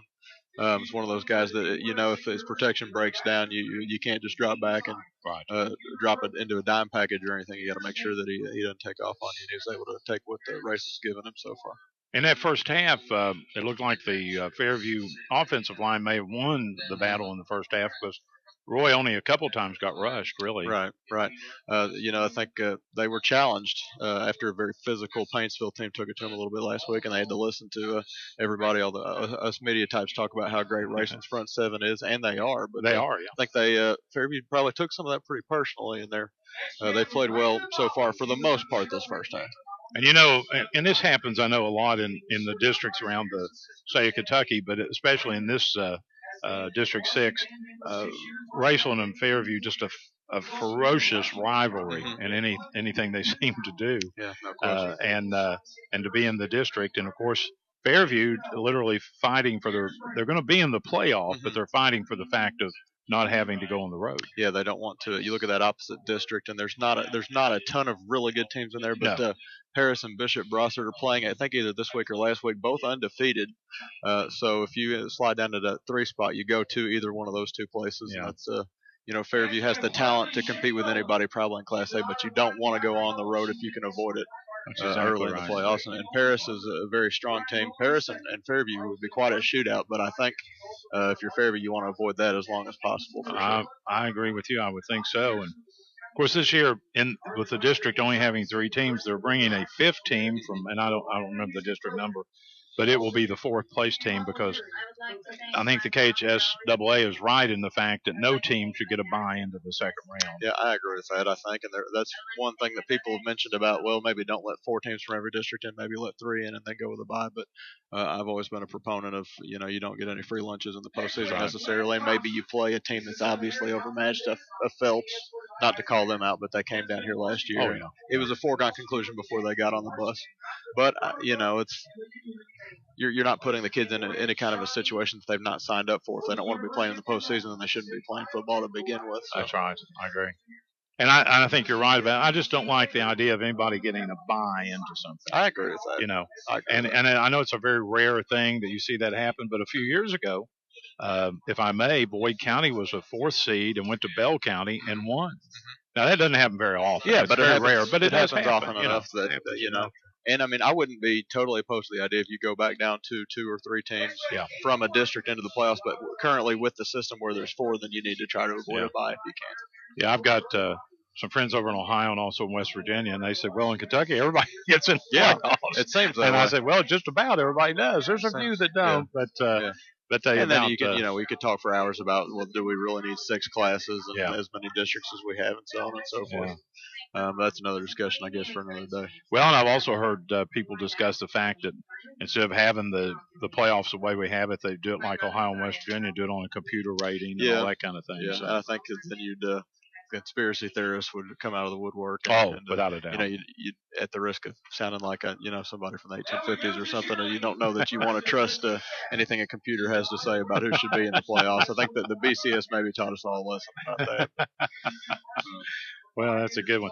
I want to, before we and discuss a couple of these other ball games, your thoughts on the baseball playoffs? Well, I think not everybody agrees with this theory. We have some discussions in the Daily Independent Sports Department about this sometimes, and I've always been a proponent of getting new, fresh teams in there that haven't been in there. And so the Astros making it to the playoffs, I thought was great. The Pirates run the last few years has been nice to see, but the 4 teams in the Final Four, so to speak, that you wouldn't probably have picked any of them, with the exception of maybe the Royals coming into the season. The Mets being good again, I think is good for baseball, and the Cubs being good again is good for baseball. And the Blue Jays. Blue Jays haven't seemed to do hardly anything since they won the World Series, and they're a very dangerous team as well. So for me, I think it's a pretty equal Final Four, and looking forward to seeing how all the pitching kind of shakes out. And that is the key to the whole thing. And I know some of the guys were talking on the TV pregame and all that about it. You really don't have a home field advantage because the pitching is so dominant. Right. That the home field advantage is pretty much out the door. Yeah. So. You look at the Mets, their offense has not been great all year, but their guy Jacob deGrom outpitched Clayton Kershaw and Zach Greinke in the same series. That's just kind of mind-boggling that a young guy like that could do that. And he was about he was an out last night away from not it being pulled out in about the second or third inning. Right, so. but you didn't have his best game. You battle and you persevere, and that's what it's about this time of year is scrapping and getting it done. Yeah, he didn't have his best thing. Yeah. An interesting sidebar, if I may, NFL last night actually had a better rating than the baseball game. And what shocks me about that is you got a New York and an LA team. Yeah, so you got like the first and second markets, and but the NFL is just such a beast. It's a behemoth. Yeah, it's a behemoth from a marketing perspective. Where does the NFL sleep? Wherever the NFL wants to. And to me, I'm not a proponent of the 8 and 8:30 first pitches, because you're trying to grow the game for children who are going to be your fans in the future. Well, I mean, they're not going to be able to stay up unless their parents have just lost their minds. They're not going to be able to stay up to see the end of those games. And I've always thought there should be more day games in the playoffs, maybe a day game or two in the World Series. Well, I'm, of course, a lot older than you. I'm probably as old as you and Aaron and Matt put together. But anyhow, I remember when of course, you didn't have all the playoffs, but you had the World Series, and it was always in the day. Yeah. All World Series games were in the day. I think that's great. And I can remember kind of reminiscing on senior night here at Raceland, but I can remember when I was in high school, having a transistor radio and having the headset or the little speaker plug running up one of my arms, turning around so the teacher couldn't see me, listening to World Series game. There you go. And this particular lady, it was the teacher, was Ellis Johnson, his wife, and she looked over at me, and I was a sophomore in high school. It was the Cardinals-Yankees. And she said, "Mr. Dunlap, what are you doing over there?" And I said, "I'm listening to the ball game." And she said, "Well, why don't you take that earpiece out and let us all hear it?" Very nice. So we got to spend about 20 minutes of the class listening to it. But anyhow, I'm from that era when it was all daytime, and it just had a mystique to it. But I'm like you, I wouldn't mind them playing at night, but if you have youngsters and it's 8:30, 9 o'clock at night, it's kind of hard for the old guys to stay up. And I mean, I guess they do that for West Coast purposes. Well, sure. I'm You sure know, they then do. you're kind of throwing a monkey wrench in for the other, 3/4 of the country. And let's move on here as they have more and more ceremonies and look at some of the scores. Russell having no trouble at all with Lewis County 55-6 at halftime. So they got a running clock. That sounds about right. And, that's the 4-way tie for first place in that district coming in tonight. I think I saw where Bath County's struggling a little bit with Fleming County, so that Fleming may be able to take care of that. Looks like Russell's taking care of business, and West is up on Pendleton as well. I'm sure you got that score there. Yeah, and they said they had a late start on that one out at Olive Hill. I was shocked, though, when we were getting the score when Russell lost a couple weeks ago to Fleming. Nothing against Fleming, but I was just totally shocked that they lost by the margin that they lost. I think everybody was a little bit, It's just one of those things that it seemed like over the course of the year, Russell was prone to slow starts a little bit. Finally caught up with them there, but they're certainly a good team. And when they get back to full strength, I'm not sure they're still at full strength yet, but when they get back, they'll be a tough out. When it matters, that game with them and Raceland coming up here in a couple weeks should be just a dandy. Oh, that should be. I mean, here again, two rivals and about everything they do. And I think it's great that they're playing again. Yeah, I think it's a great thing. Yeah. Another score we had at halftime was Ashland over Greenup 7-0. You were telling me that what happened, they had a pick six there near the end. Quentin Baker pick six. And if you recall last year, that game turned on a Quentin Baker fumble return for a touchdown. Yeah. Greenup was driving to I don't remember exactly what was going on, but Drew O'Brien hit the quarterback and the ball popped loose, and Baker was gone. So to hold Ashland to 0 offensive touchdowns in the first half is certainly a great effort from a good Greenup County defense. Yes. But like we've said all year, Greenup has got to generate a little bit more offense. Yeah, that's their weakness right there. They no question. Have a hard They've time. They've got a defense that's as good as anybody around here. It is a good one. And I'm speaking with Zach Clem of the Daily Independent, and he's our guest here at halftime. And Zach, what about, and not any team in particular, but college football? Always a big week. Every weekend's a big weekend. Sure. Kentucky lost one last night that they've probably had a lot of opportunities to win. Yeah. But Auburn was kind of fighting for their life anyhow. No question. It's just one of those that Kentucky is when you're Kentucky, you got to fight and scrap for everything you can get in the SEC, and they're just not good enough to where they can't take advantage of every opportunity and still be able to win the game. Yeah. They're making progress. It's encouraging that they're there, but it's almost frustrating if you're a UK fan just how close they are. And obviously they're miles ahead of where they were when Coach Stoops took over, but they're just not there yet. They're making progress, but they're not there yet. Well, we'll see what kind of progress next couple of weeks when they go to Mississippi State and Georgia. Yeah, Georgia is a very good football team that was certainly kind of humbled a couple of weeks ago by Alabama, I believe it was. Yeah. And, other than that, everything is winnable. They have the rest of the way, but when you're Kentucky, every game is losable. Yeah, they played 80 years of football or something like that, and there have been no games they could not win and no games they could not lose. It's just kind of the lot of UK football. Well, over the years, I've been to a lot of UK games when they used to play at the old Stall Field there across from the Coliseum and everything, and actually seen them with the lead with a minute or two to go. Mm-hmm. And they would lose. Mm-hmm. And it became, it's like a lot of coaches, a lot of people say winning's a habit, but losing can become a habit too. And I know you get that feeling. It's like, okay, they're ahead, which they weren't last night, but they're ahead. And how are they going to lose? Exactly right. That kind of thing. Exactly right. So I think it's heard a quote recently. I think it was attributed to Barry Bryant would say, you first have to learn how to win, and then you second have to learn how to handle winning. There you go. Have to learn how to be expected to win, and that's the second part for Kentucky. They figured out how to win. Now they got to figure out how to be expected to win, how to handle those situations where they're at home. It's a big game. It's a primetime game. And, I think Auburn was actually favorite, but it was very close. The line was close, and it's just a matter if you've got to be able to win when you're expected to win. And tonight, a little event going on. As a matter of fact, as we speak at Rupp Arena, 5,000 people in there to watch practice on Big Blue Madness and that kind of thing. So I noticed where the coaches poll has Kentucky and Carolina both tied at 1. Kentucky and all the preseason mags that I've seen are pretty much maybe not 1, but they're 2, 3, or 4. Yeah. And definitely in the mix and in the hunt and that kind of thing. But it'll be interesting to see how the year unfolds and to see if the eligibility question comes into play. And we were the Daily Independent sent a few people to Media Day the other day because we got a magazine coming out within the next month or so, and Coach Cal was asked 2 or 3 or 4 times by the same certain reporter whom we will not name about Cal's eligibility, and kept getting the same answer. We're not going to talk about that. He's fine. We expect him to be fine. And after everything with Ennis Canner a couple of years ago and John Wall, you know that nothing is granted when you're Kentucky, especially with their history of issues with the NCAA. But with or without him, they should certainly be in the mix again. I would think so. And, of course, with him, they get a little higher up in the mix. They may be an undisputed number 1 with him for sure. Yeah. And but they should have, as usual, pretty good well, no, I say pretty good listening. Yeah, pretty good basketball.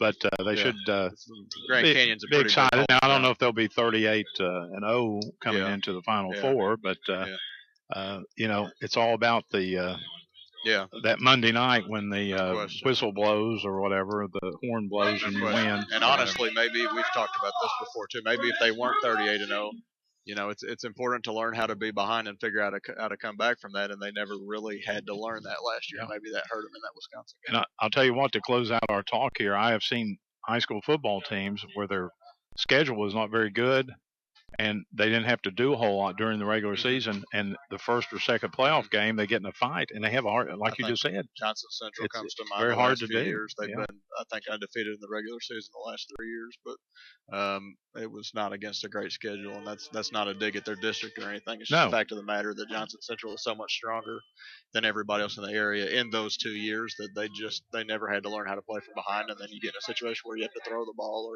or you have to do different things defensively, and they just never had to adjust before. Zach, I want to thank you for spending halftime with us. Oh, I know you could have been eating. But I do appreciate you very much, and I look forward to reading about this game. The parts that I missed tonight, I can read about where you write. But thank you very much. Thanks for having us. Zach Clem of the Daily Independent. We'll take a break and come back. The teams are out warming up. We're back in a couple of minutes on CoolHits1057.com. Is now offering patients compounding for their prescription needs. Source Pharmacy is the only pharmacy in the area that is PCCA certified. We can provide you with hormone replacement, neuropathy creams, scar creams, pediatric prescriptions, and we can even help you with your veterinary needs. If you have any questions, please call 606-834-1052. That's 834-1052. Source Pharmacy in Greenup, Flatwoods, and Wheelersburg. More than you expect from a pharmacy. A pharmacy! It's Chevy Truck Month at Dawn Hall Supercenter in Ashland. Time to make a strong decision by choosing a 2015 Silverado 1500. Class-leading available V8 fuel efficiency, high-strength steel construction, named the highest-ranking large light-duty pickup in initial quality by J.D. Power. For you, it all adds up to confidence and durability for the long haul. Right now, qualified buyers get 0% financing plus financial tax to get $4,000 total cash allowance on select 2015 Silverado 1500 crew cabs in stock when you finance through select lenders. Chevrolet, find new roads at Dawn Hall Supercenter, 1800 Greenup Avenue, Ashland. You don't have time to be sick, but that doesn't stop illness from interrupting your life. When you get sick, you want to feel better fast. Delphi Ocean Care understands, and they're here for you 7 days a week. They're now open in the Kroger shopping closet in Wheelersburg. Delphi Ocean Care is specially designed for patients with medical problems that need immediate attention. So when it's not serious enough for the emergency room, when you can't see your family doctor, you can feel better fast. At Delphi Urgent Care, in Ironton, and now in Wheelersburg. If you're out of luck or need your car repaired, see the pros at Bowman's Auto Service, 1505 Lexington Avenue in Flatwoods. Bowman's provides quality collision repair, frame repair, and factory quality paint jobs by iCar Gold certified technicians. Bowman's also provides quality mechanical work by ASC certified mechanics, including perfect four-wheel alignment using the digital imaging technology by Hunter Engineering. They also do front and rear brake service, oil changes, air conditioning, and recharge and coolant flush. Call 836-0837. Complete car care is found at Bowman's Auto Service in Flatwoods. Changing the way you experience high school sports. And welcome back to the S&T Contracting broadcast booth. For all your contracting needs, commercial, residential, call S&T Contracting. Our double drizzle halftime report is over, and Carey 12-7 or 12-10 as LeMaster booted a 30-yard field goal there in the waning second of the first half. Sort of been a tale of two halves. Yeah. Fairview started off, and in the first quarter picked up two scores, and then Raceland came back with about 4 minutes left in the first half and ended up getting 10 points. Here we go with the kickoff by the Rams, taken back at around the 10-yard line or so by the Fairview Eagles, and running out of bounds across the way, the ball carrier. McIntyre was the young man who brought it back to the 25-yard line, it looks like, or 24. See where the official officially spots it. So we're 5 seconds into the third quarter, 12-10, Fairview with the lead. And we have to get a football out there. It's hard to play football without a football, unless you're playing fantasy football. And if you're playing fantasy football, it's a lot easier. Well, Alex Roy kind of had his way there in that first half. Did some running and throwing and had a 12-zip lead, but right now the Eagles will have it 1st and 10 on their own 24-yard line. Alex Roy with the handoff, and everything stops here on a penalty. So the Eagles get called for a false start.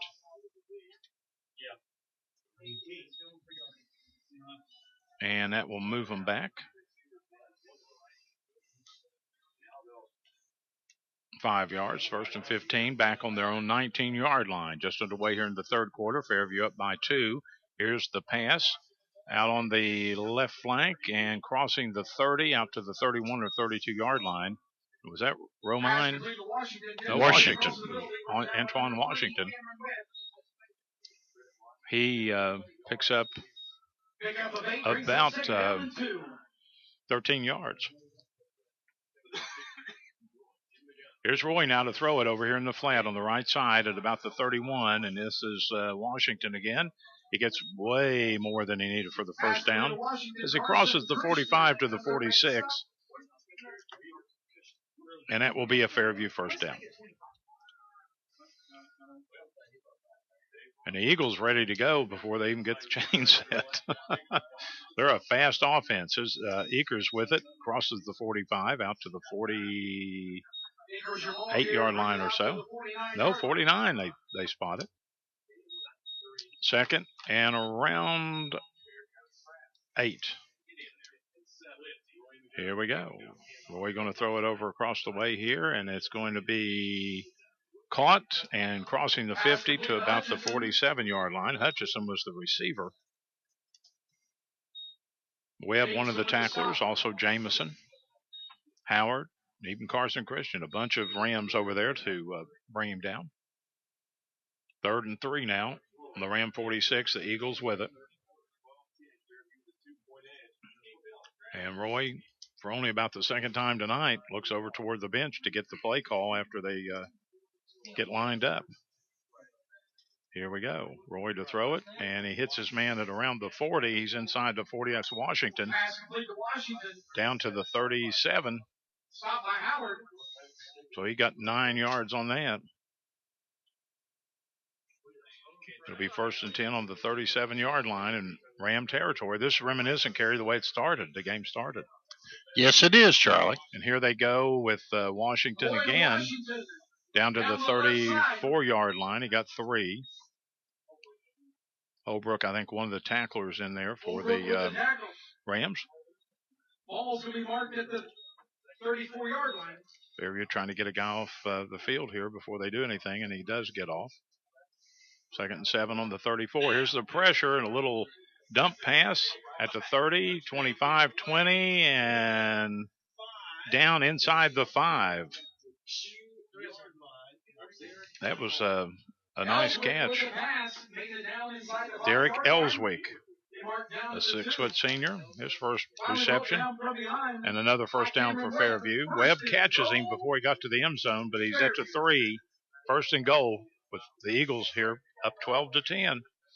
Looking for some more here. 9:30 left in the third quarter. And here's Roy with it, and he's in for the touchdown. Alex Roy, a nice play action. He kept the ball, though, and he got hit. He spun around and got into the end zone. So it's 18-10.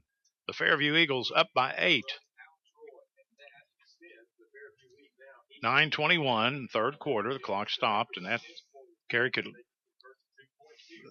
The Rams going to have to answer this touchdown when they get the ball back. Eagles will go for 2. And it'll be a keeper by Roy. And he gets hit, and he's running backwards, or getting pushed backwards, and then there's a flag. See what it is. We had a flag and maybe another late flag. Let's wait and see.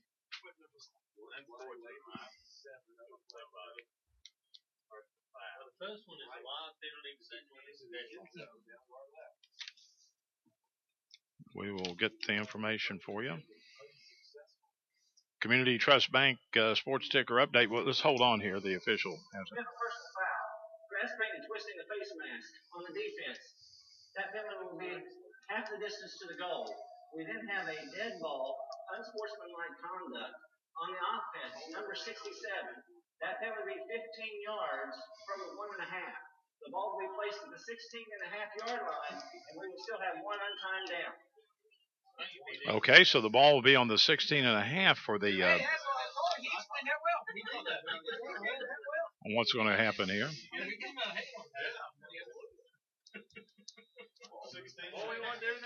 That was a casebook study right there with the 2 penalties.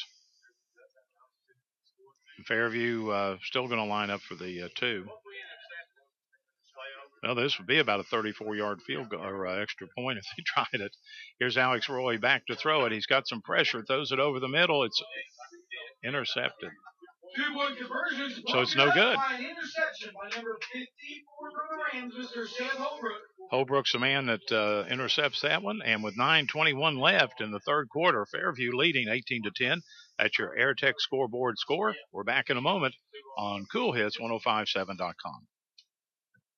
It's Chevy Truck Month at Dawn Hall Super Center in Ashland. Time to make a strong decision like choosing the 2015 Silverado 1500. Class-leading available V8 fuel efficiency, high-strength steel construction, named the highest-ranking large light-duty pickup and initial quality by J.D. Power. For you, it all adds up to confidence and durability for the long haul. Right now, qualified buyers get 0% financing plus non bonus tag. You get $4,000 total cash allowance on select 2015 Silverado 1500 crew cabs in stock when you finance through select lenders. Chevrolet. Find new ways at Dawn Hall Super Center, 1800 Greenup Avenue, Ashland.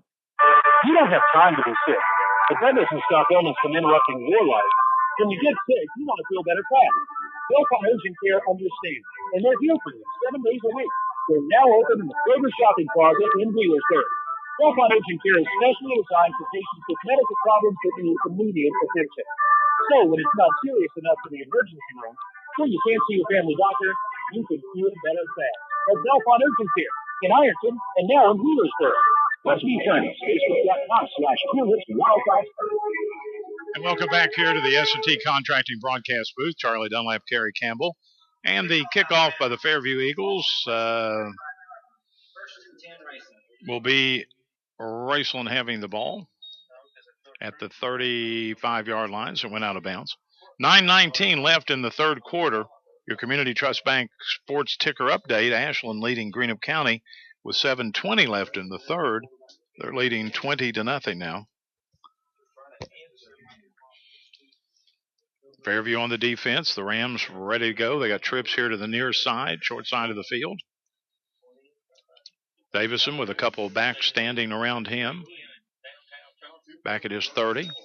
Here we go with the handoff. Coming up and crossing the 30 or the 40 was Kane Snyder.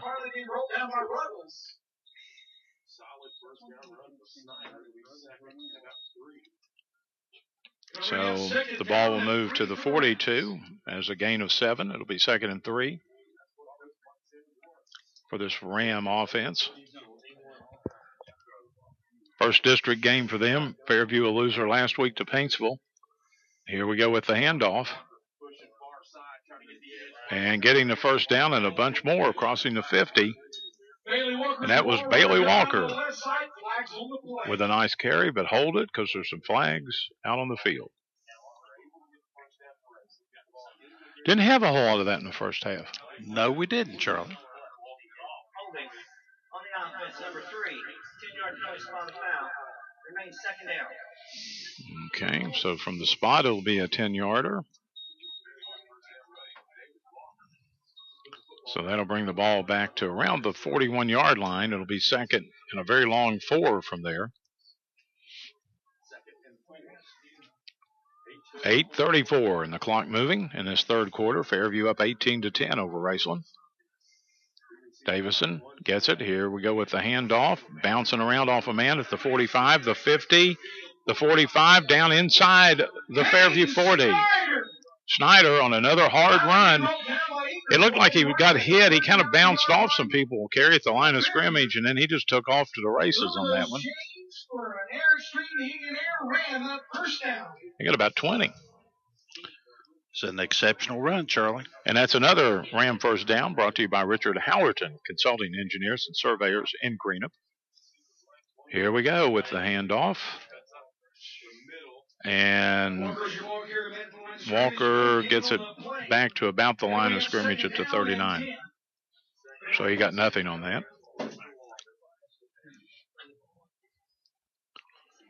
Nice halftime, elongated halftime here, but senior night and a lot of ceremonies taking place here at Raceland Worthington High School. We got Twins out on the far side, the open side of the field. Davison with 2 backs around him, and here we go with the handoff. This is Walker again, trying to get around that corner. He spins, but not much there, maybe a yard or 2, and a late flag goes down, and another flag goes down. So we got a couple of flags down, and that'll stop the clock at 7:27. We'll wait for the referee to give us the call. He is mic'd, and that kind of a neat thing here. You actually get to hear what the call is. At conclusion of the play, dead ball, personal foul, number 63, Raceland, 15-yard penalty, 3rd down. Well, there's 2 flags, but there's only 1 penalty, a personal foul, and that will make 3rd down a bunch. Wow. Let's see, they got to go, say, to the 30, so that's 20, about 20, 24 or so. Ball foul, dead ball foul. So it'll be 3rd and 24 back on the Raceland 47-yard line. Got a ways to go here.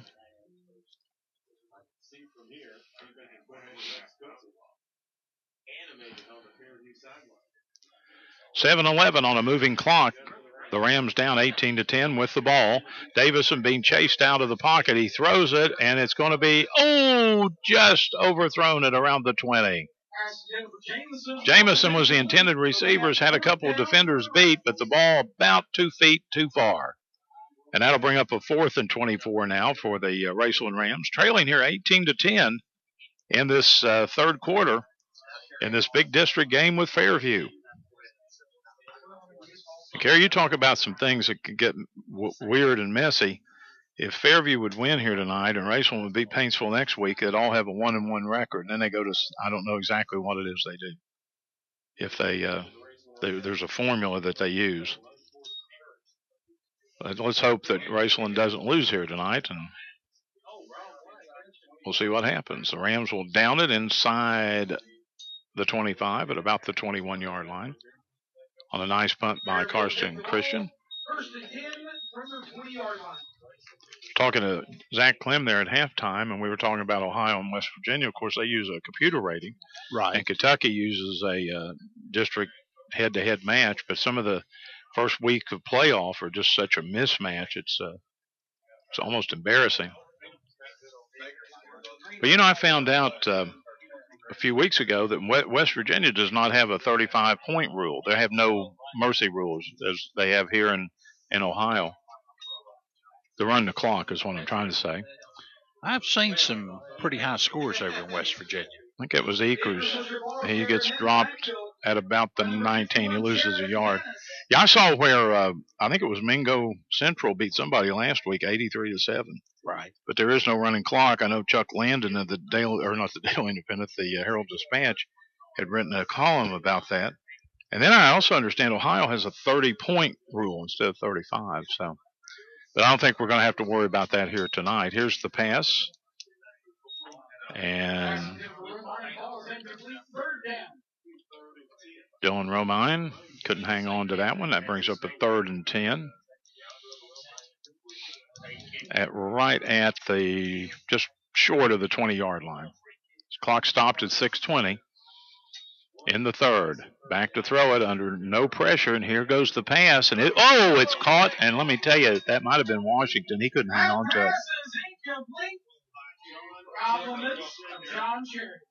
Cherry, and that could be our Bowman's Auto Center big hit of the game.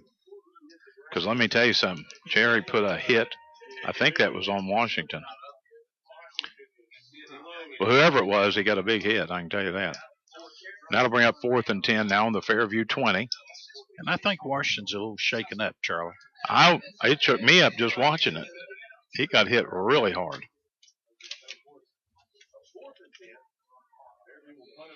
So it'll be a 4th and 10 now for the Eagles on their own 20. And Raceland wants a timeout, and we will take a time in. 18-10, Fairview leading with 6:13 to go in the 3rd quarter. That's your Air Tech scoreboard score. Back in a moment on CoolHits1057.com. Need new tires? How about brakes? Or what about a simple oil change? Then stop by Quick Lane Tire and Auto Center, 21st and Winchester in Ashland.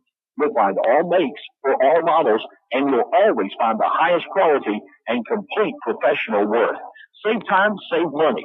Stop by Quick Lane Tire and Auto Center, 21st and Winchester in Ashland. Open Monday through Friday, 7 to 7, Saturday, 8 to 5. Call 606-393-3134. Quick Lane Tire and Auto Center. Members Choice Credit Union has 3 locations to conveniently serve you. With lots of convenient parking, drive-through with ATM, the latest technology, and extended hours. With the lobby open till 5 daily and the drive-through open till 6 on Friday.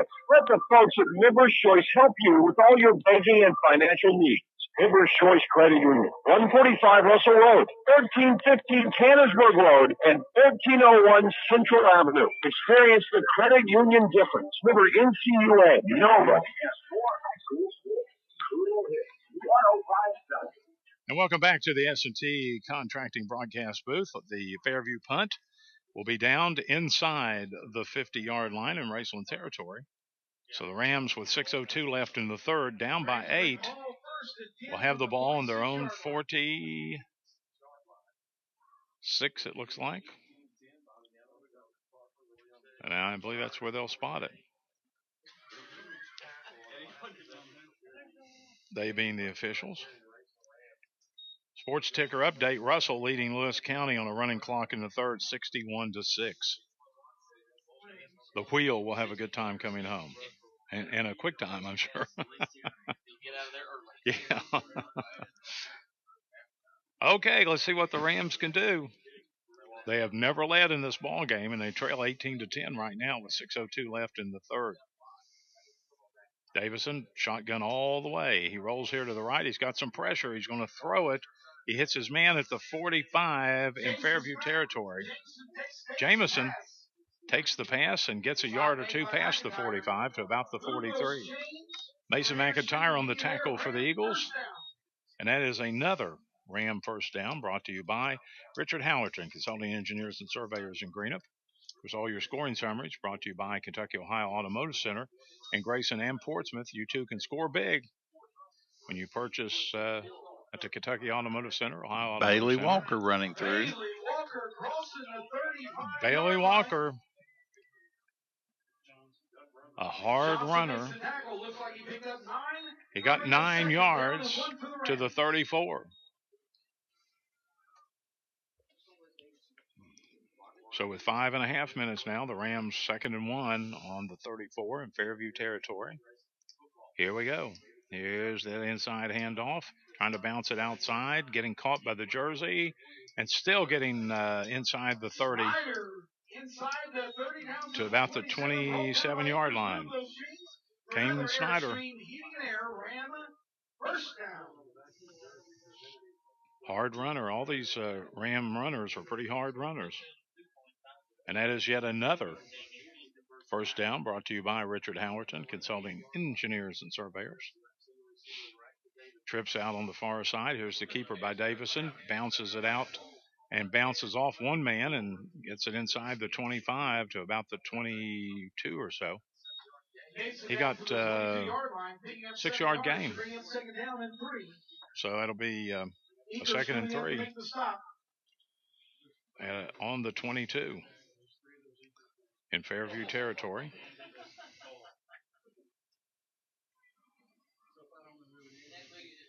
Bailey Walker will stand back with Davison. Stands over to his left. And here we go. Walker, nope, not going to get anything. Hit right about the line of scrimmage.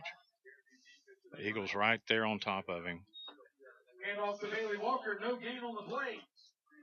Rams coming in to make the stop for the Eagles.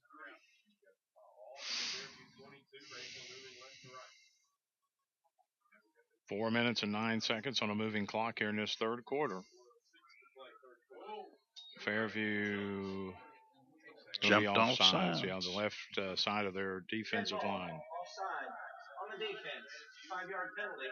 Penalty results in a first down. There's your Airstream in your air Ram. That's another Ram first down brought to you by Richard Howerton, Consulting Engineers and Surveyors in Greenup. So the Rams get the first down via the offsides penalty of 5 yards against Fairview.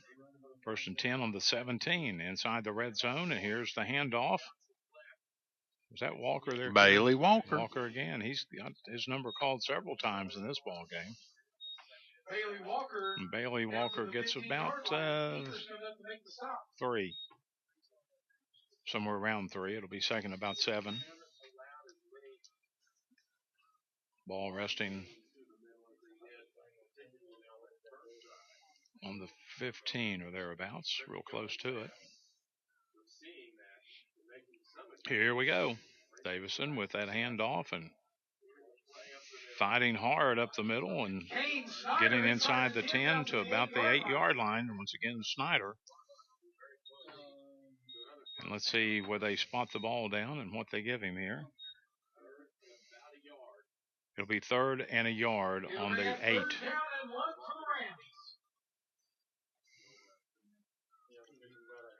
So the Rams with one wide out. Austin Howard here to the near side. They're operating from the center of the field. Davison gets the ball. Here we go with the handoff. And he got close to the... Yeah, he got a first down. First and goal. Was that Snyder? That was Kane Snyder. Kane yes, Snyder it was. Again. Okay, we're down to just about 2.5 minutes left here in the third. 1st and goal at the 5 for the Rams. They're down 18-10 to Fairview.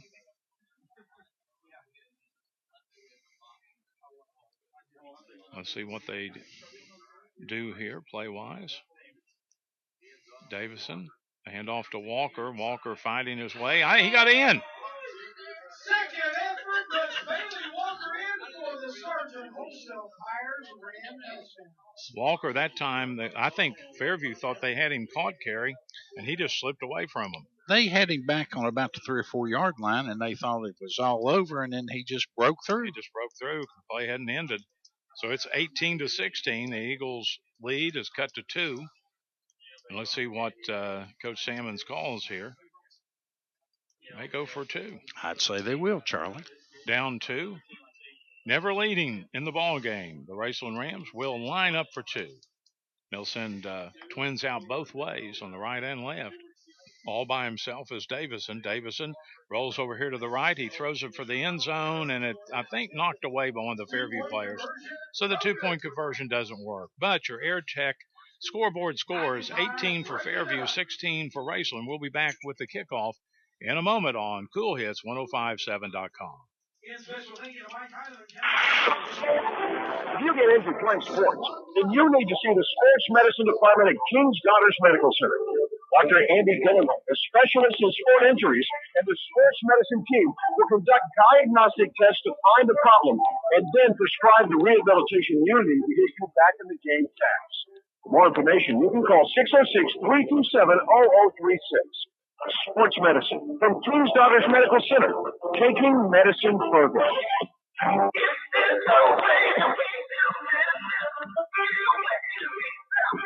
Looking for a car easy on gas? Then an automotive family has more than 10 cars estimated to get at least 40 miles per gallon on the highway. Choose from Toyota, Hyundai, Scion, Lincoln, Mercury, Mazda, and Mercedes. All that selection and great service too. Shannon Automotive Family, Route 60, Ashland. Check out all the high school stories on our new app, Cool Hits 1057. And welcome back here to the S&T Contracting broadcast booth. Well, the Eagles score. They don't get the 2-point conversion, so they still trail 18-16. 2:10 left in the third quarter. And the Eagles will kick it off here. And here we go. Here's the kick, a line drive that'll be taken around the 15-yard line. Up over the 20, 25, 30, around the 35. Cook was the man that brought it back for Fairview. And they'll have pretty good field position here on their own 35, leading by 2 at 18-10. They've never trailed, they being the Eagles, in the ball game.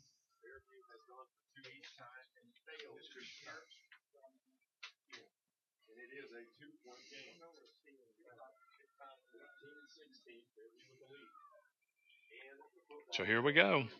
2:02 left in the third.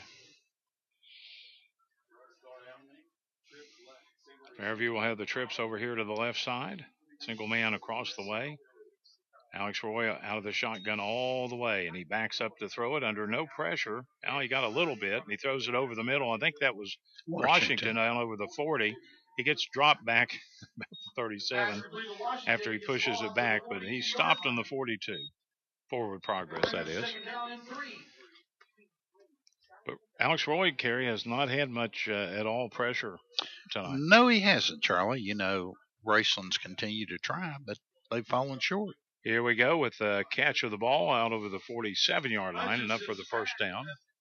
Complete. Number 54. Holbrook was the man that caught, or Hutchison, the man that caught that.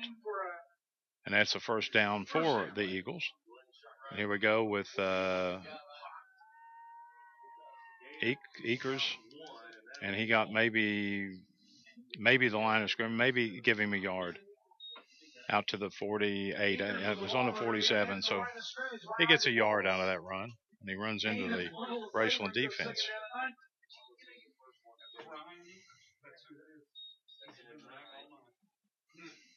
Here we go.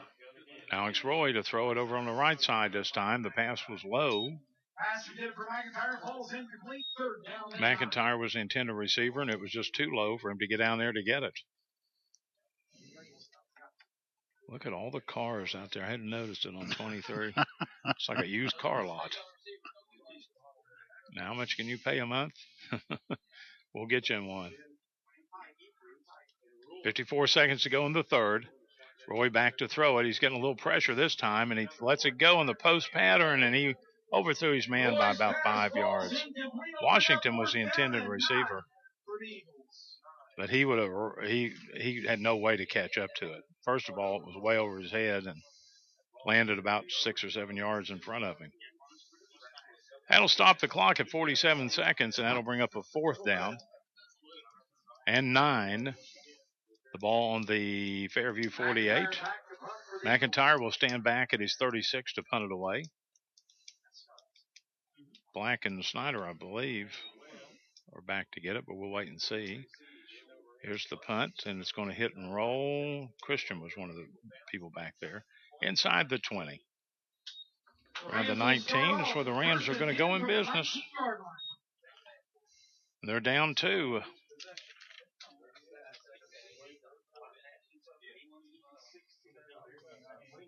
Now, let's see here.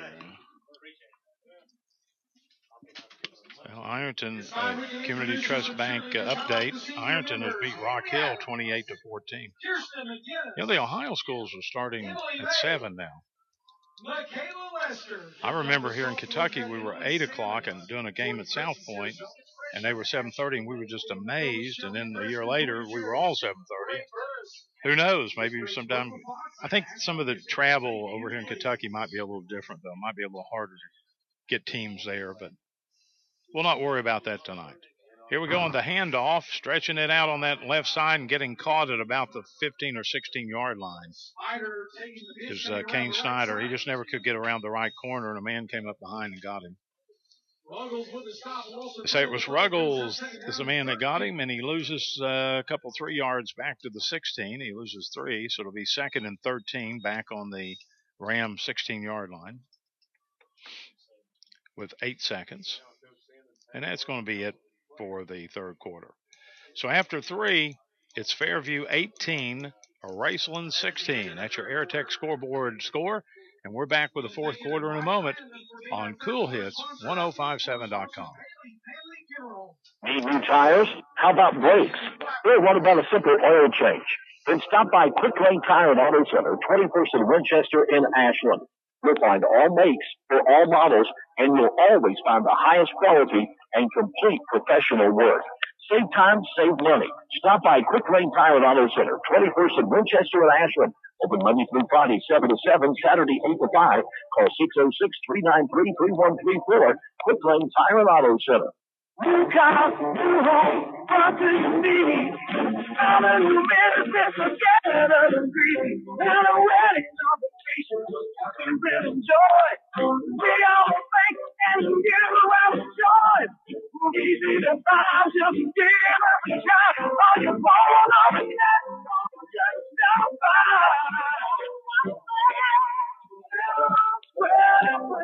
Your bank of choice. Your Bank of Choice, Town Square Bank, member FDIC, equal housing lender.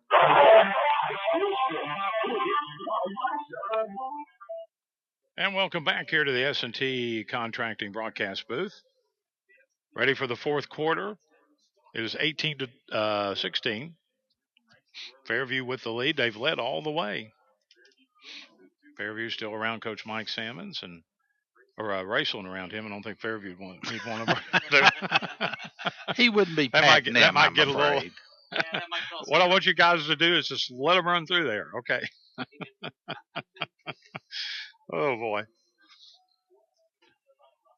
You got to have a laugh once in a while. Oh. 2nd and 13 on the 17 for the Rams. Davison back to throw it. He's got pressure. They're pushing him out of the pocket. He's running here, and he throws it up to about the 29, but it's not caught. Too low and not caught. 10 for Jamison. Let me tell you something. Davison was running for his life on that one. He had a young man open over in the side, but he just didn't see him. Didn't see him. He was too busy running. So it'll be 3rd and 13 on the 17 for the Rams. 11:53 to go in this one. Don't forget, after the ball game, Kerry, we'll have the Clark's Pump and Shop postgame report. That's absolutely true. So Walker stands back with Davison. Davison back to throw it. He's got some time. Throws it down, and it overthrown it to 40. Howard was the intended receiver, but just a little too high, and it'll bring up a 4th and 13. Don't forget to stay tuned after the game for the Bowman's Auto Center Big Hit of the Game. Brought to you by Bowman's Auto Center, Lexington Avenue in Flatwoods, Kentucky. Okay, so Christian will be in to punt it away. Washington, and I believe McIntyre. Yeah, same as he turned around there and saw that number 4. Standing back at about the 5. High snap. Christian gets it away, though. Nice snap, or nice punt. Fair catch at the 50. That's the second one that Washington's caught on a fair catch tonight. I would say he's still thinking of the effect of John pass. Cherry's hit. Yeah, I think he was probably thinking about that a little bit. I think you're probably right. Stay tuned after the game for the Clark's Pump and Shop post-game show. We'll have a complete look at scoring, stats, awards, and the coaches' post-game comments. The Clark's Pump and Shop post-game show coming up immediately following the game. 11:40 left in the ball game. It's Fairview up by 2, 18-16. They've led all the way, and they'll have the ball at the 50-yard line.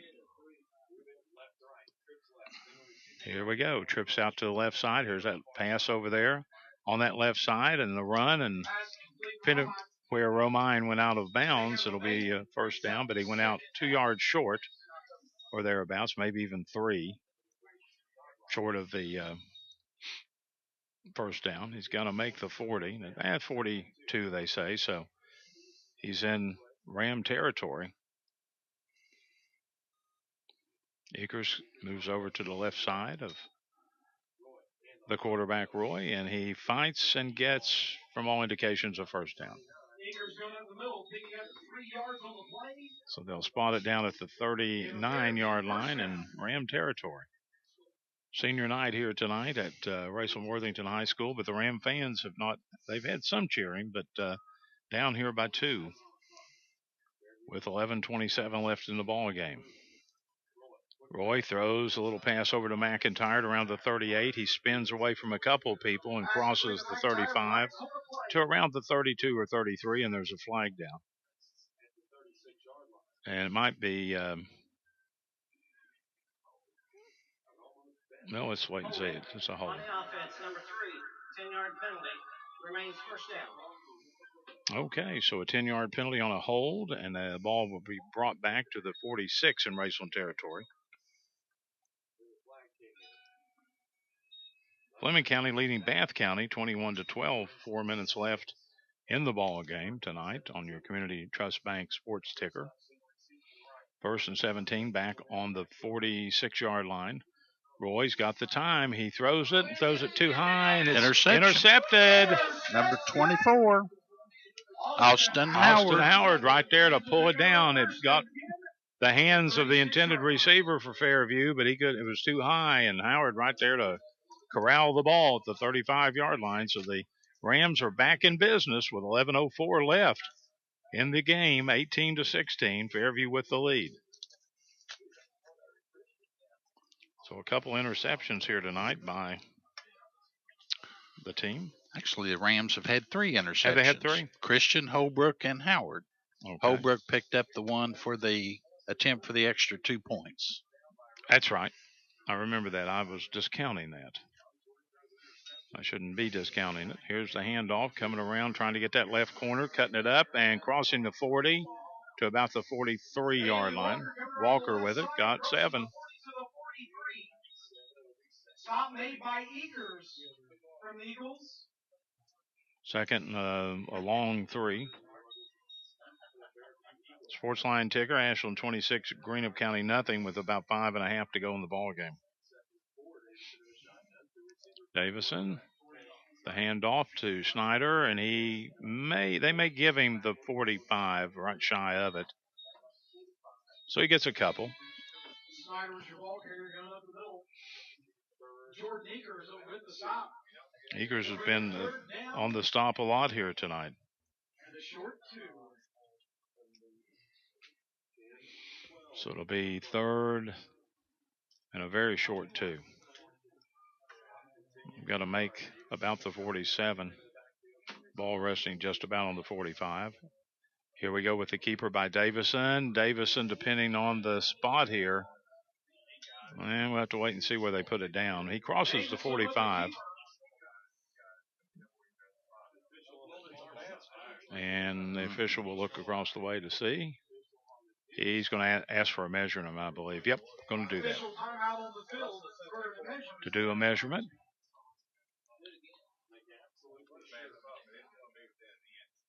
And the chain gang comes out. My site says he's a little short, Charlie. I think the Eagles pushed him back. Well, they'll stretch the chain.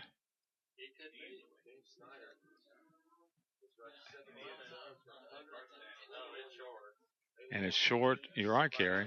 Looks like it's short by an inch. By maybe an inch or two. Not very much.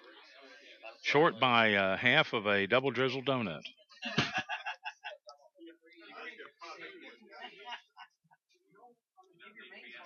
And believe me, that's even if it's short, it's still delicious. That'll bring up a 4th down and about an inch or two. So we'll see. Davison may just get the ball and lunge forward here. So we'll wait and see.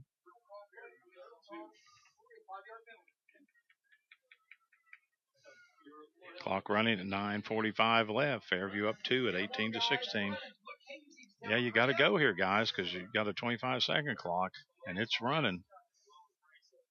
Here we go with the handoff, and that should be a first down and a bunch more. Well, he got loose, still loose, inside the 50, down to about the 48-yard line. Wow. Snyder takes the handoff.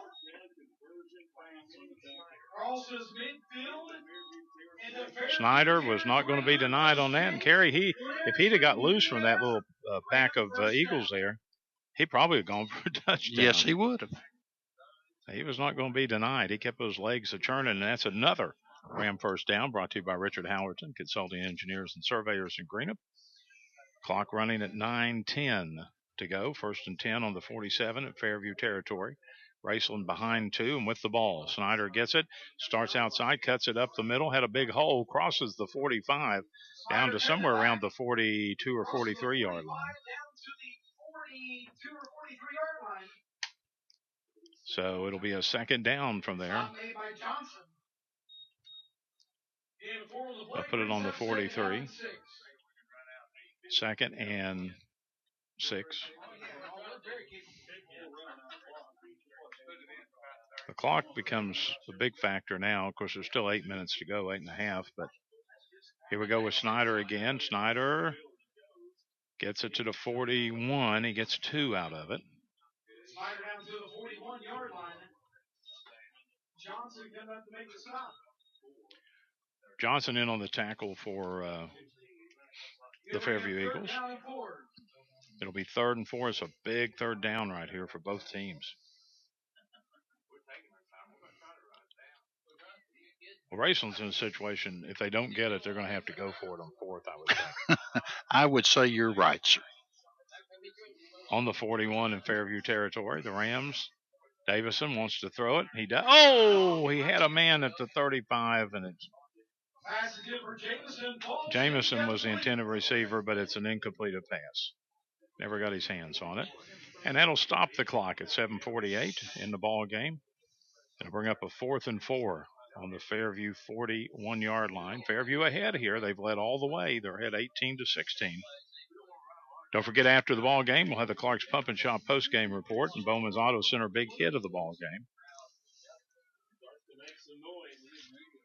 Let's see what the Rams can do.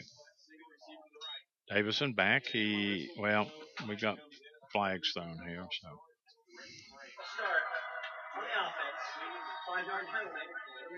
And that 5-yard penalty will make it 4th and 9 now. Back at the 46-yard line in Eagle territory. Stops it at 7:47 to go.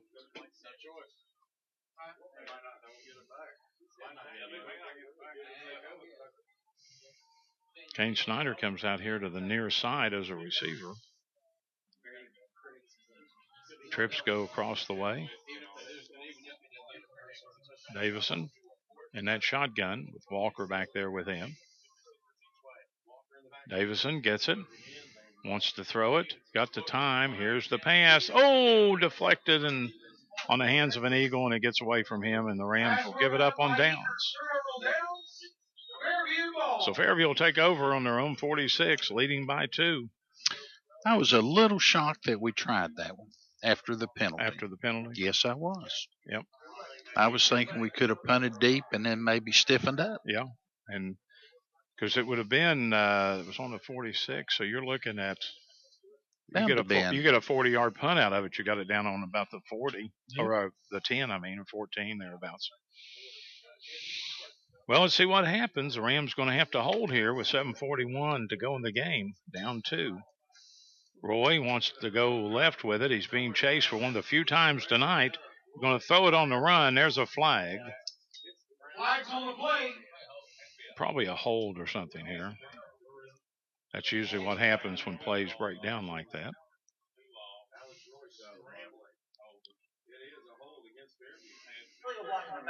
Block in the back. Number 63, 10-yard penalty, remains first down. So a block in the back. It will remain a first down. Again, thank you to Bailey Family Funeral for being our fourth quarter sponsor. The judge, Bob Compton. And they will move it back inside the 35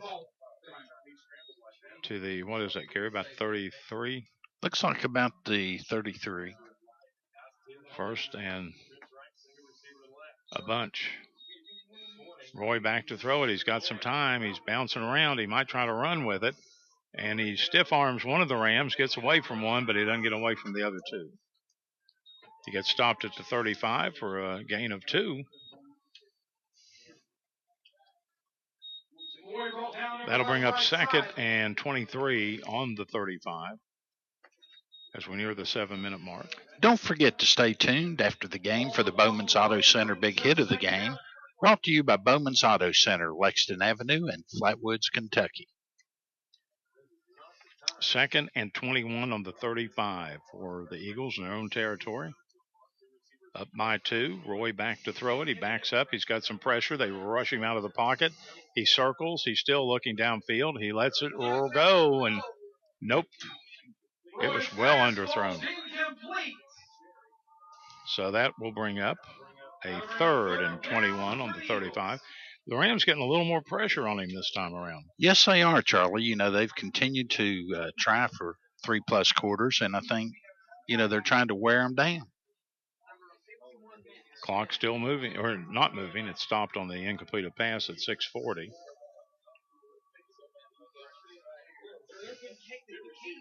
Here's Roy again. He backs up. He's got some pressure. He throws, and it's not, or it is caught. Excuse me. I thought he dropped it for a second. The man brings it up to about the 49-yard line to Washington. He got 14 yards, but he's going to be way shy of the first down. It'll be on the 49 in Fairview territory. And McIntyre looks like he's going to be the punter, and he'll stand back inside his 40.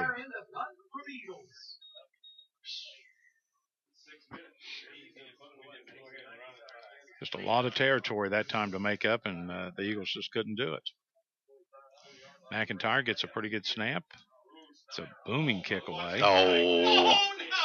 At about the 20, they're going to call roughing. Here we go. The Rams are going to get a touchdown, but it's going to be called back. Well, I don't think he got in. About to 3 or 4. Still won't be a first down. That wasn't a flag.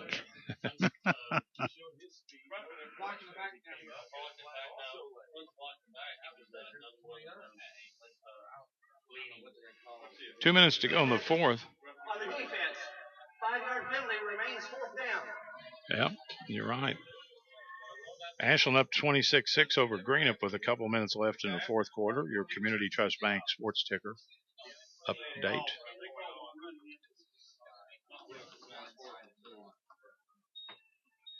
Yeah, there's running in and roughing and all kind of things with the kicker.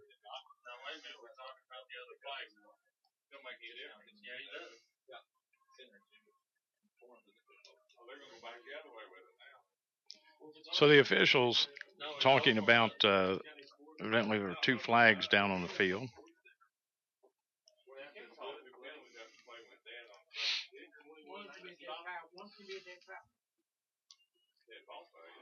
The second foul here, there is no penalty, so we still have 4th down. Well, the second flag was a practice throw. Yeah. And with 5:42 and the clock stopped here, we've got a timeout Fairview. So Fairview ahead 18-16, 5:42 left in the game. Your AirTech scoreboard score. We're back in a moment. Cool Hits 1057.com.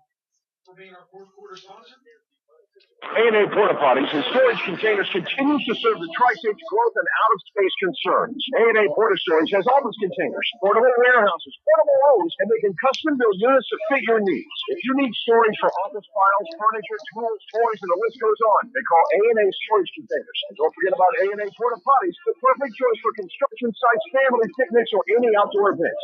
Call A&A Porta Potties and Storage Containers at 606-473-5314. What do you need? All of the minutes that forget of the sea. And I'm ready on vacation. And with joy. We all think and get around the joy. Easy to find, just give it a shot. On your phone, on the net, on just stand by.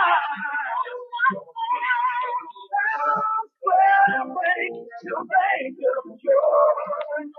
Your bank of choice, Town Square Bank, member FDIC, equal housing lender.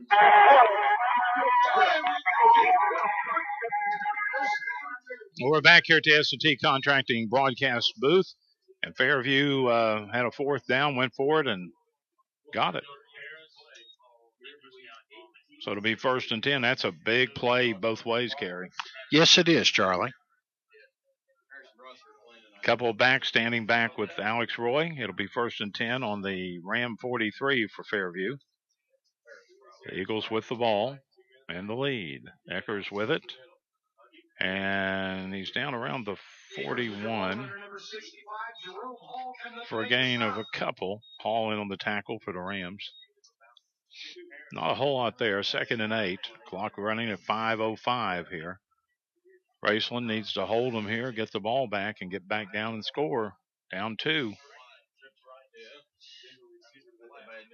1 back. Eakers with Roy. And Roy will hand it off to him, and he will run hard up the middle, across the 40 to about the 39-yard line. He gets about a yard on that. It'll bring up a 3rd and long here. About 6 to go. 4.5 minutes. The clock really becoming a factor now. And here we go with Roy, the quarterback, gets it, looks, throws it over here to the left. It's caught. Nope. And no, it's not caught. I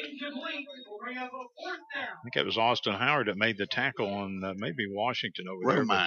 Romines was who it was? Romines. Well, he looked like he might catch it, but he got hit pretty hard and never did get the handle on it. He's holding his back, if that tells you anything. There have been some good hits out here by the Rams tonight. And that stops the clock at 4:16. On a 4th down, about 6. McIntyre will stand back on his side of the 50 at the 47 to punt it away. And here we go.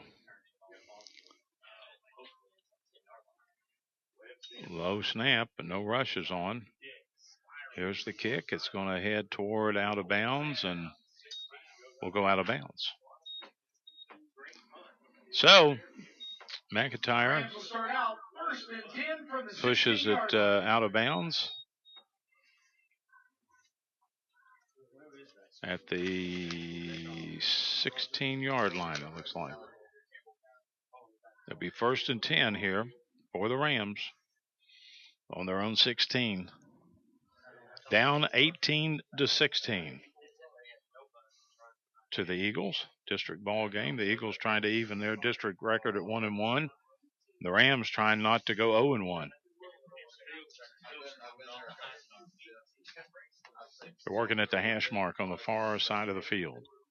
Davison gets the ball. He gives it on the inside handoff, coming around the left side. And that's Bailey Walker. Bailey Walker over the 20 to about the 21. Couple yard, or about a 5-yard gain.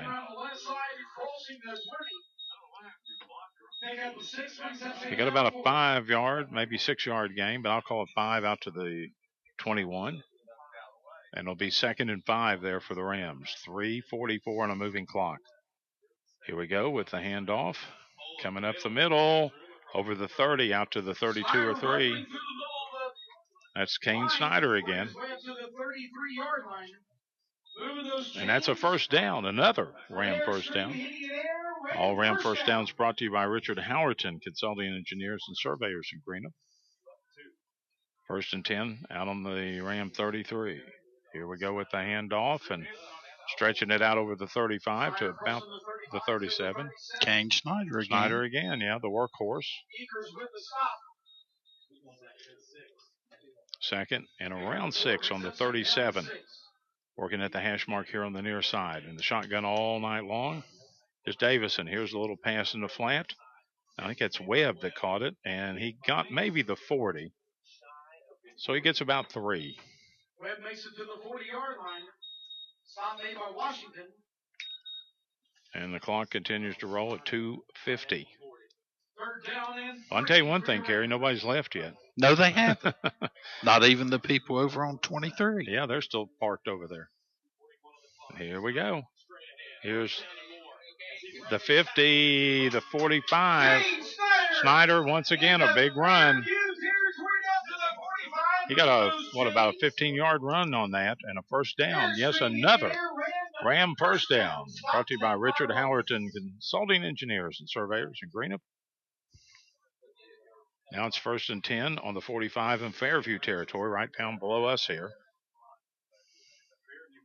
Davison gives it off and the run right up the middle. Bailey Walker. And Walker inside the 40 to about the 39. He got 6. And right now, the running attack is pretty much having its way with the Fairview defense as we close in on the 2-minute mark and cross the 2-minute mark at 1:59. Here we go, and here's the handoff.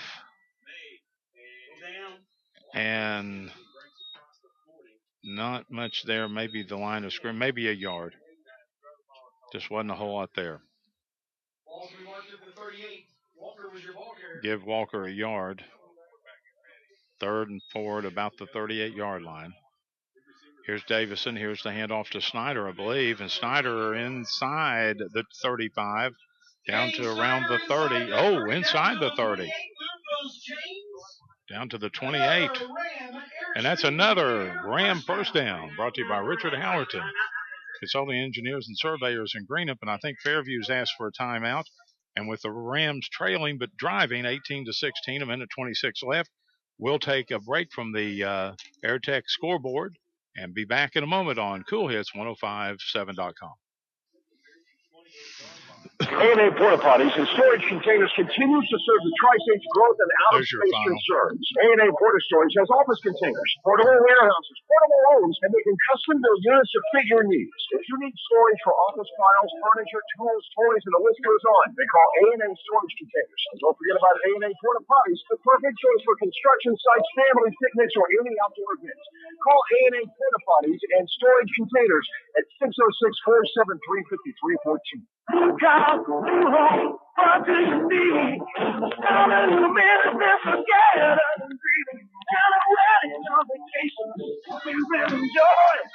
We are the bank and we give around the joy. Easy to find, just give us a shot. Are you falling off and then just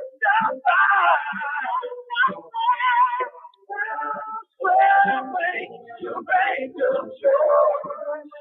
Your bank of choice, Town Square Bank, member FDIC, equal housing lender. Jameson. We're back here at the S&T Contracting Broadcast booth, and Davison has just thrown a 28-yard touchdown on a ball that he almost mishandled, but he got away. And was that Howard that caught that? 24? I think it was Jameson. Howard. It was Howard. Austin Howard had caught it. And let me tell you something, he turned the Jets on to get to the end zone to catch it, and the Rams go up 22-18 with 58 seconds left in regulation. And we will hold it here. But it was Davison making a great pass toward the end zone, and Howard had to run to catch up to it, but he did. And for the first time tonight, the Rams lead by 22-18.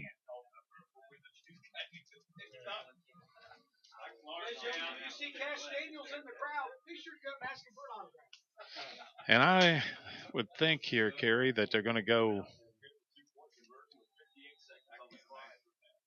Well, let's see. Yeah, they're going to go out of the shotgun for 2.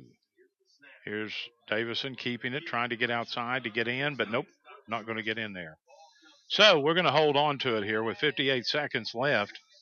It's 22-18. The Rams on top by 4, their first lead of the night. Woo! I tell you what, remember 2 weeks ago when the Rams pulled that one out literally at the very end at Lawrence County, and if they can hold on here, they will also pull this one out. Your Community Trust Bank sports ticker, Ashland has defeated a stubborn Greenup team 32-6. Covered 85 yards and 8 plays for the Rams.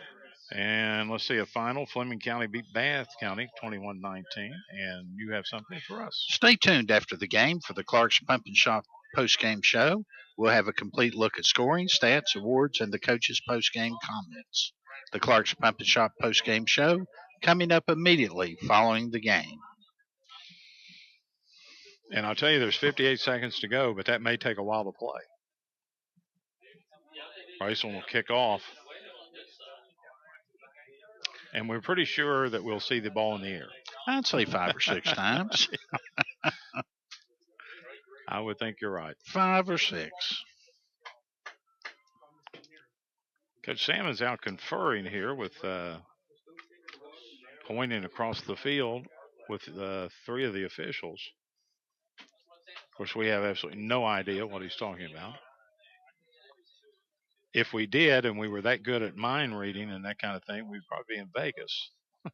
That's probably correct, Charlie. So like I said, I just know that the coach is conferring here with the officials. And now Coach Ray, I believe, will come over.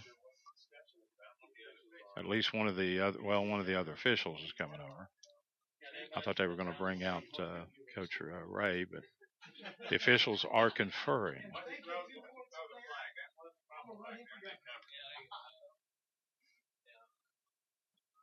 And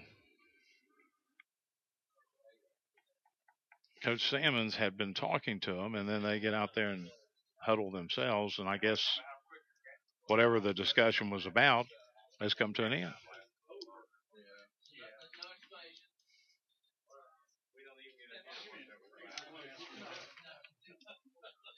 So, the Masters is going to kick it off here.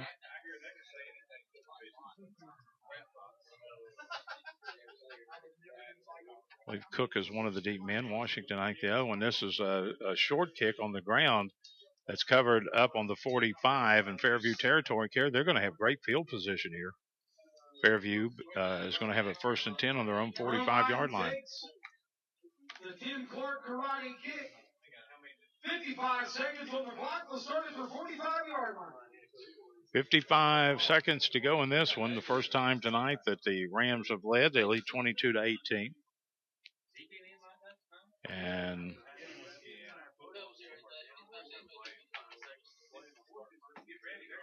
they're going to have about 6 men back to give some coverage here. Sure, they'll give them some underneath stuff. And here's the ball caught at around the 3rd. Oh, he got loose. Washington somehow got loose. He hadn't hit the ground, but he'll be down at the 29. And that's in Raceland territory. The clock running. Well, it's not running. It's stopped for the first down markers to be moved at 43 seconds. Wow. Here's Roy with it. Back to throw it. No pressure. He's going to, and now he gets pressure. He gets away from one man. He's still running. He's running. He gets hit. And I think Carson Christian finally wraps him up at around the 23-yard line with 26 seconds on the clock. And Fairview, I believe, is taking the timeout. We're going to have to hold on to it right here. We do not want to miss these final 26 seconds, and we have some other stuff we can do. Don't forget to stay tuned after the game for the Bowman's Auto Center Big Hit of the Game. Brought to you by Bowman's Auto Center, Lexington Avenue, and Flatwoods, Kentucky. And there you go. Stay tuned after the game for the Clark's Pump and Shop postgame show. We'll have a complete look at scoring, stats, awards, and the coaches' postgame comments. The Clark's Pump and Shop postgame show coming up immediately following the game. All right, so we got a lot of things going on here in the postgame, but right now with 26 seconds left, Fairview had called the timeout. They just broke the huddle. Now Raceland breaks the huddle, or getting ready to break the huddle, and it is 2nd and 2 on the Ram 23 for Fairview. Just 26 seconds to go. The Rams up 22-18. Alex Roy had been in that shotgun all night, and he's not going to get out of it now. He doesn't have any pressure. He's going to throw it, and it's short of the mark around the 10. That took 5 seconds. Brings up a 3rd and 2.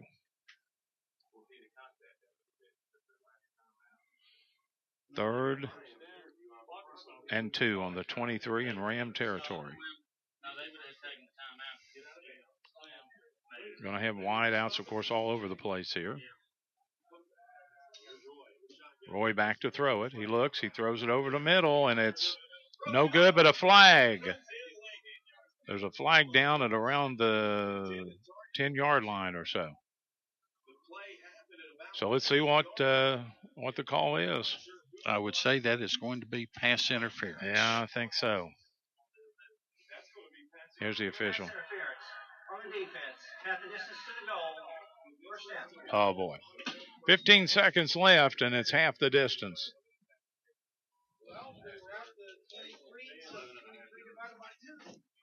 Be about the 12-yard line. 1st and 10 on the 12 with just 15 seconds to go. Raceland clinging to a 4-point 22-18 lead. Trips come out here to the near side, the open side of the field. Here's Roy with it, looks all the way to the right. He's going to let it sling over that way at the 10. The man caught at around the 6 or 7 yard line. And the clock running, it stops at 7 seconds. And Fairview will take their final timeout. And we don't dare leave. No way we can leave. And we do have a Community Trust Bank sports ticker update here. Boyd County with 21 seconds to go, leading East Carter 38-21. Our own Dickie Tiller there calling the game. I bet Dickie's thinking about those donuts he wished he'd have. He said, this game's over. I'm thinking about donuts. And I don't blame him. We'll have to, one Friday, if you're, before you go to work or play or whatever you're going, or cutting grass, you'll have to come down and have a couple. Have a couple donuts. They have the cream filled at Double Drizzle, and they also have the regular, and they're just all delicious. Believe me, all delicious.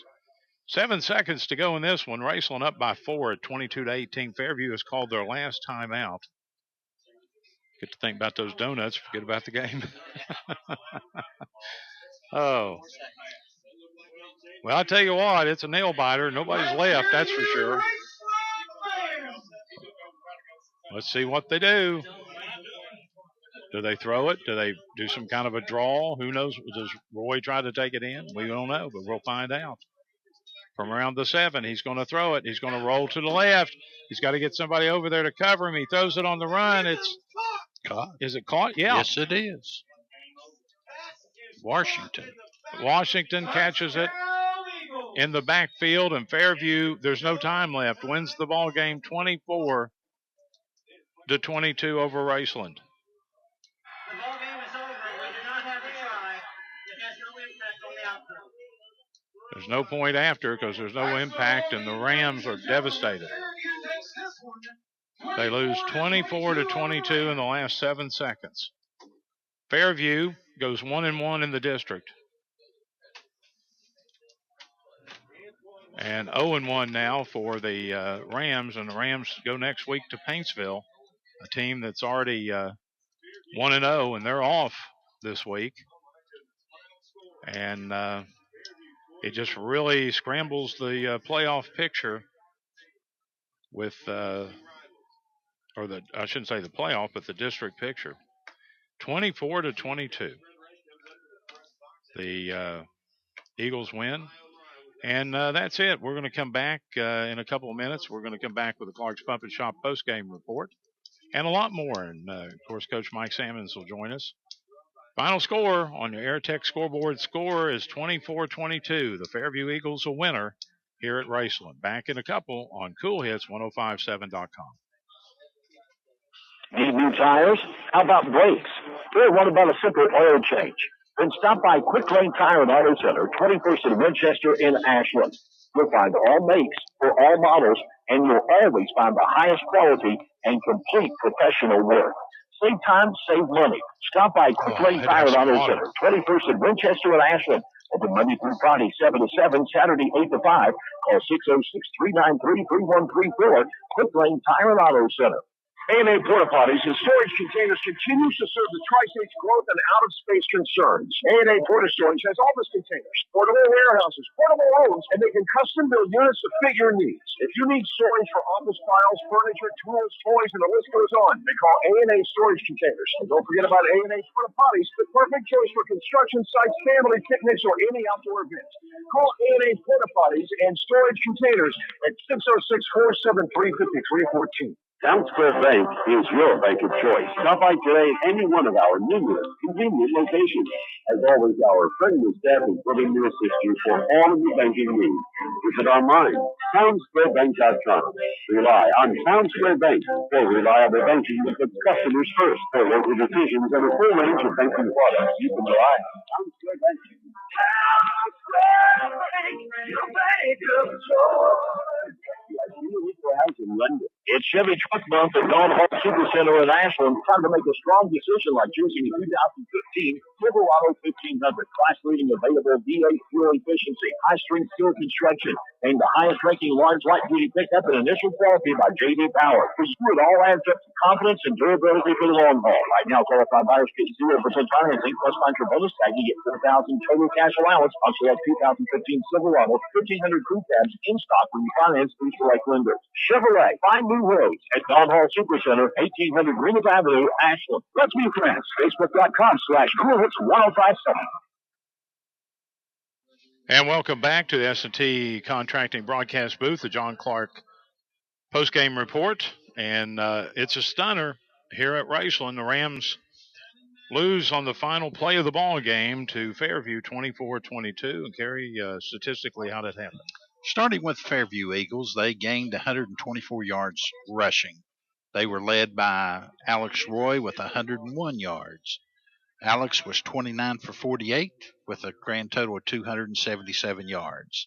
The leading receivers were Mr. Washington had 109, Mr. McIntyre had 55, Mr. Hutchison had 45, Mr. Ellswick and Romine had 32 each.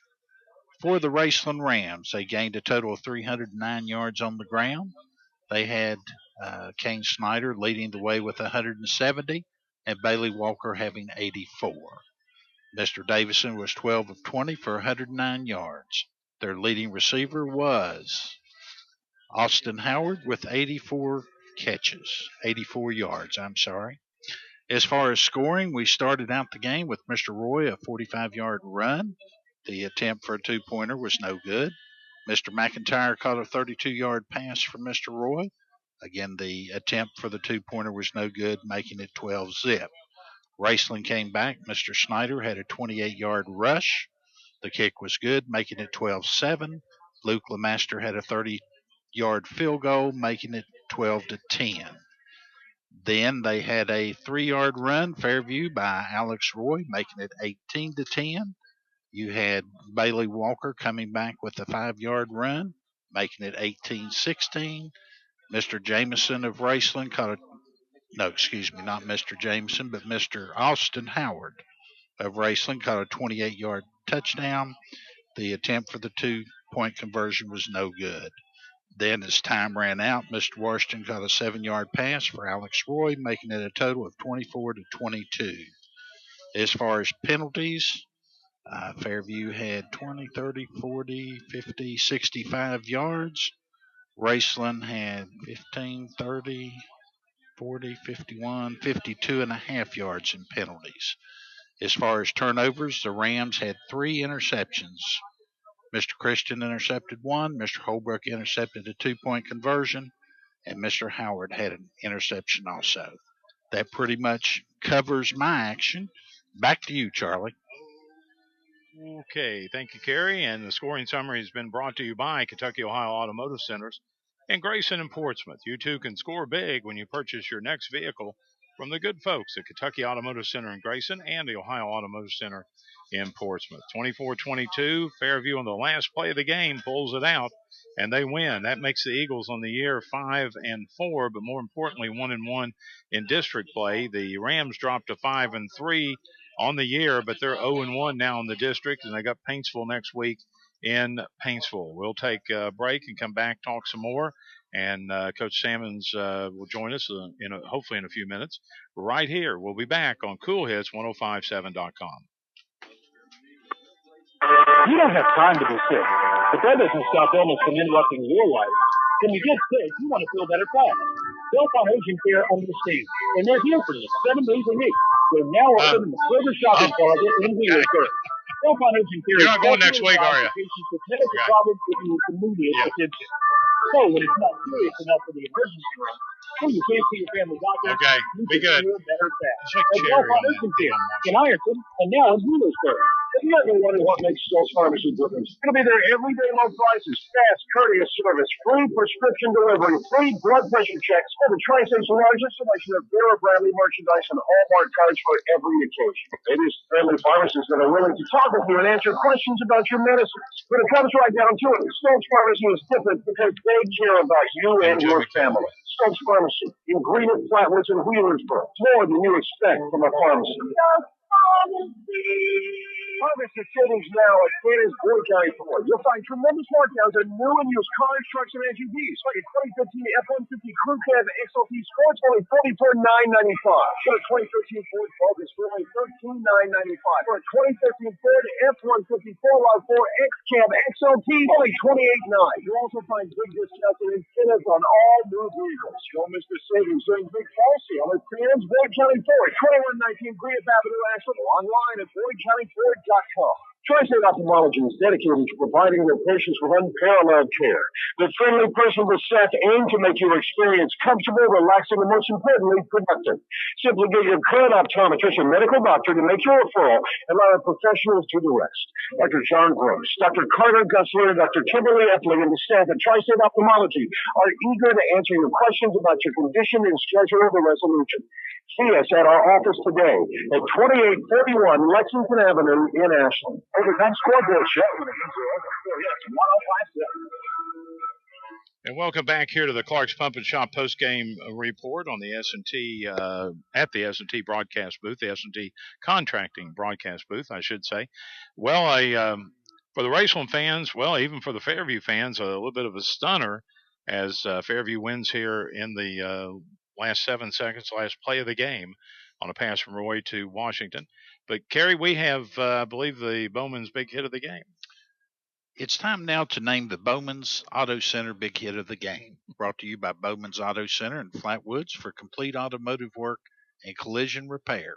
See the good folks at Bowman's Auto Center, Lexington Avenue in Flatwoods, Kentucky. The big hit of the game was number 5, John Cherry. He laid a lick on Antoine Washington, which knocked the ball away and kept the drive alive. There you go, and that happened in the third quarter. So that's your Bowman's Auto Center big hit of the ball game. And we'll look at some of the Community Trust Bank scores. Boyd County beat East Carter by a score of 38-21 this evening out in Grayson. And let's see if we can pick up some other finals for you as we scroll through all this. We actually are scrolling here. Fleming County beat Bath County 21-19. And Ashland beat Greenup County 32-6 in a game that was only 7-0 at halftime, and that was a defensive touchdown by Ashland. They got that. The Greenup defense playing really hard. And I guess looking at the scroll here, that's pretty much all we can scroll out of it right now. But the crowd here on senior night, and I'll be quite honest with you, we sat in the box here on the home side at Raceland, and the crowd was here for several minutes after the game, and they were just sort of looking at each other. And I've been involved over the years in probably half a dozen, maybe even more games like that, where teams were defeated literally at the buzzer in a football game, and the home crowd is sometimes just like, hey, what happened? I mean, and it's like they don't want to go to the parking lot. They don't want it to end. But it does, and both teams move on. Fairview is off next week and close out their season in a couple weeks, but district play for them is over, and they're 1-1 in the district. Paintsville beat them last week. They're 1-0, and now Raceland's 0-1. And next week will be so vital because if the Rams do not defeat Paintsville next week, they would finish third in the district, and first round at least would have to be on the road in postseason play. If something would occur that the Rams would win, and they certainly could against Paintsville, and they're 1-1, Fairview's 1-1, and Paintsville's 1-1. I'm not really sure what system the Kentucky High School Athletic Association uses, but we leave that up to people a whole lot smarter than us to figure all that out. But right now, Rams are looking at an 0-1 record and a trip to Paintsville on next Friday night. And we await Coach Mike Sammons to come join us. Hopefully the coach will be here. But after, to be quite honest with you, with maybe I shouldn't use the word devastating, but stunning loss, I'm sure he's having a little bit extra time with his youngsters, because you could see they were visibly hurt on the field, and but it all comes down to that last play, and you got to play all seconds of the ball game, and the Rams lose here tonight, 24-22 at home. We'll take another break, and when we come back, hopefully Coach Sammons will be here to join us. We'll be back in a couple minutes on CoolHits1057.com. If you get injured playing sports, then you need to see the sports medicine department at King's Daughters Medical Center. Dr. Andy Gilliland, the specialist in sport injuries, and the sports medicine team will conduct diagnostic tests to find the problem and then prescribe the rehabilitation you need to get you back in the game fast. For more information, you can call 606-327-0036. Sports medicine from King's Daughters Medical Center. Taking medicine for Clutch Pep and Shops welcomes Jack South Ashland Deli to over 15 of their locations in the tri-state area. Stop by and pick up all your deli favorites like chicken salad, coleslaw, barbecue, and of course, that awesome hot dog sauce. That's Jack South Ashland Deli products, now available at over 15 Clutch Pep and Shop locations in the tri-state. Clutch Pep and Shops, providing quality Marathon gasoline and supplied by the John W. Clark Oil Company. Return, refresh, refuel. Our bills are getting the better of us. All we needed was a fresh start. Credit is a good thing, but like any good thing, sometimes it's possible to get too much of it. If you're overextended and the phone is ringing off the hook, it's possible we can help with a bill consolidation loan. We're member-owned and not-for-profit. What does that mean for your success? Better rates and less service charges. Members' Choice Credit Union, federally insured by NCUA.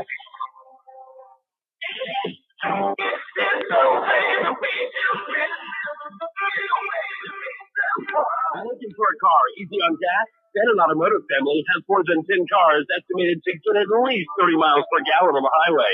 Choose from Toyota, Hyundai, Scion, Lincoln, Mercury, Mazda, and Mercedes. All that selection and great service too. Bennett Automotive Family, Route 60, Ashland. Nobody gets more high school scores. Cool hits, 105.7. Well, the final score, once again, 24-22. Fairview a winner tonight here at Raceland on senior night. And as I mentioned before we took our break, Fairview now 1-1 in the district. Paintsville 1-0 with the win over Fairview last week. And Raceland now 0-1 and facing a trip to Paintsville on next Friday night to play the Tigers, who have an open week this week. And congratulations, Coach. Coach Ray there of Fairview passing us by here in the media facility. But the Rams, Carey, really in a position here that if they can win next week, it'd be a three-way tie for first, and it all have to be determined by a system that the KHSAA uses. If they would lose next week, they would finish third in the district and would automatically have at least a road game to open up the district play. So. But a stunning loss for the Rams tonight. Like I said, the fans were here several minutes after the game, just kind of looking around and didn't want to have to leave. But the Rams fell 24-22 to the Eagles.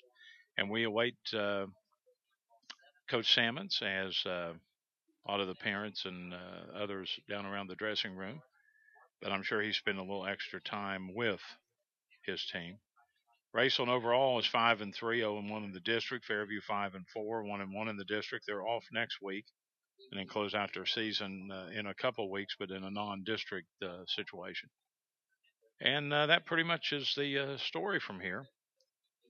And we will take another break of a couple of minutes, and when we come back, we hope to have Coach Sammons with us. We're back at a couple on CoolHits1057.com. Need new tires? How about brakes? Or what about a simple oil change? Then stop by Quick Lane Tire and Auto Center, 21st and Winchester in Ashland. You'll find all makes for all models, and you'll always find the highest quality and complete professional work. Save time, save money. Stop by Quick Lane Tire and Auto Center, 21st and Winchester in Ashland. Open Monday through Friday, 7 to 7, Saturday, 8 to 5. Call 606-393-3134. Quick Lane Tire and Auto Center. A&A Porta Potties and Storage Containers continues to serve the Tri-State's growth and out-of-space concerns. A&A Porta Storage has office containers, portable warehouses, portable rooms, and they can custom-build units to fit your needs. If you need storage for office files, furniture, tools, toys, and the list goes on, they call A&A Storage Containers. And don't forget about A&A Porta Potties, the perfect choice for construction sites, family picnics, or any outdoor event. Call A&A Porta Potties and Storage Containers at 606-473-5314. Town Square Bank is your bank of choice. Stop by today at any one of our numerous convenient locations. As always, our friendly staff is ready to assist you for all of your banking needs. Visit online, townsquarebank.com. Rely on Town Square Bank for reliable banking that puts customers first. For local decisions and a full range of banking products, you can rely on Town Square Bank. Town Square Bank, the bank of choice. It's Chevy Truck Month at Dawn Hall Super Center in Ashland. Time to make a strong decision like choosing a 2015 Silverado 1500. Class-leading available V8 fuel efficiency, high-strength steel construction, named the highest-ranking large light-duty pickup in initial quality by J.D. Power. For you, it all adds up to confidence and durability for the long haul. Right now, qualified buyers get 0% financing plus contra bonus tag. You get $4,000 total cash allowance on select 2015 Silverado 1500 crew cabs in stock when you finance through select lenders. Chevrolet, find new roads at Dawn Hall Super Center, 1800 Greenup Avenue, Ashland. Let's be friends. Facebook.com/CoolHits1057. And back here at the S&T Contracting broadcast booth, Charlie Dunlap, Kerry Campbell. Final score, 24-22. Fairview beats the Raceland Rams. Raceland on the road next week to play Paintsville. Any final comments, Kerry? I think it was a tremendous game, and it all came down to the individual that had the ball last. Yeah, it did, didn't it? And, the Rams fought back. They got their first lead. Then Fairview drove down the field, and as time expired, they did hit a touchdown pass. So hats off to the Eagles and their effort. They had a good effort, and as did the Rams, but they come up short a couple of points. Coach Salmon's still in the locker room with his team, and we're not going to be able to. No, wait a minute. Here he comes. He came out on me before I realized he came out. So we're going to hold right on here to talk to Michael and get his comments on the ball game. He made his way through a spackling of people down there, family and friends waiting on some players. And we will hold up here for just a minute till the coach gets up to the box, high atop the bleachers. 24-22, Fairview with the win.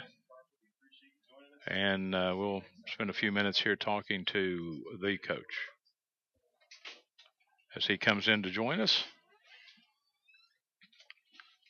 And joining us now is Ram head coach Mike Sammons, who comes in after the Fairview win 24-22. Coach, I'm about as stunned as the fans were. They stood here and just kind of looked at each other. Yeah, they made a play there at the last play of the game, and we should have never been in that position, but we were, and they made a play. Hats off to those guys for making a play. We hope we needed to make a play. We always say big time players make big time plays in big time games, and their two guys made a play tonight. We were just a play short. I thought our guys battled all night, just came up a play short. Anything when I say different than you thought Fairview would do? I mean, you knew they were going to throw the ball. Yeah, we had to adjust a little bit to the speed of the game with the things they do early on. That caught us. I had to adjust, and once we adjusted on defense, I thought we settled in nicely. Yeah, I did too. After their first two scores. On offense, defensively they did a couple things that we weren't prepared for, but once we made adjustments, I felt like we moved the ball all night. We just left a couple of touchdowns hanging on the board. Yeah. You leave touchdowns hanging on the board in big games, comes back to bite you, and it did tonight. Is that pretty? And when I say this, and if you don't want to tell me what you say, that's fine. I understand. But is that pretty much what you told the team after the game? No, our guys are hurt down there. Yeah. We told our guys before the game it was a 2-game season. We needed to win the next 2 games to win the district. 9 at a time. We feel like it's still a 2-game season now. We got a chance to win the next 2 games and still have a shot to win the district. Obviously, next week we got on the road and we got some adversity now, so it's exciting to kind of see what kind of character we're made of here. Yeah. If we'll really fight, we can earn another game and still win the district here at the home field. Well, it was quite a ball game, and you guys were down late in the second quarter, 12-0. Came back and cut into the whole thing there at 12-10. You got a field goal, nice kick, and that kind of thing, and then you came back and finally Leah didn't lead to kind of late, but you had to, it was like fighting from behind all the time. Yeah, like I said, we recovered from that slow start. Good to see Luke LeMaster kick an extra point tonight. He kicked a field goal. Very happy for him, being a hard-working kid for us. Really been kicking the ball well the last 2 weeks. Thought we had some momentum going to halftime. We come out, we couldn't get a stop. Yeah. We battled back. I can't remember exactly. Couldn't get the 2-point conversion. We're down 2 and went back and forth for a while. Then we were, able. Hats off to one of the assistant coaches, Coach Griswold, found a nice play call for us there. We hit a touchdown, and we were just trying to make sure we were leading when it mattered. We gave them 2 good field position there on the kickoff. Just had a miscommunication. And then I guess the rest is history. What if you can't answer this, also I understand. But what was your discussion there late with the officials about? Oh, it was they had a miscommunication about how many timeouts each team had. Oh, okay. One guy had them for 3, one guy had them for 2. They definitely had 2 timeouts. So once they got that corrected, that was the only issue we had. Because Sammons, you go back to work. I guess your work never ends. You're back to work probably tomorrow, aren't you? Yeah, we'll go back to work tonight. We'll be in the film room. Just a matter of time, and try to learn from it. And again, adversity. It can make you, or it can break you, and our kids got to respond to that. And hopefully they respond in the right way. It kind of reveals a little good life lesson for those guys and for us as coaches, and try to see how people respond when things don't go their way. Things didn't go our way tonight, and you're going to have that in life. So hopefully our guys wake up in the morning and they'll land on their feet, and we'll go back to work and start fighting for the next one. Sports, and I think especially in football, you see that it's the adversity and how you bounce back, and it's just like day-to-day life, and those are good lessons to learn. Sometimes they're tough, but life can be tough. Oh, there's no doubt. Adversity, we always tell guys all the time, it's either going to bring us together or it's going to break us apart. There's no in between. You don't live life in the middle. So we're going to try to pull together and band this thing together and lay it on the line in 7 days at Paintsville. Well, I know if anybody can do it, you guys certainly can, and we'll be with you next week in Paintsville and traveling down 23, and just wish you the best, and we'll talk next week. All right. Thanks, Charlie. Appreciate it. Coach, thank you. Coach Mike Sammons, the Raceland Rams. His Rams lose here tonight, 24-22 to Fairview, and that's pretty much going to wrap it up for us.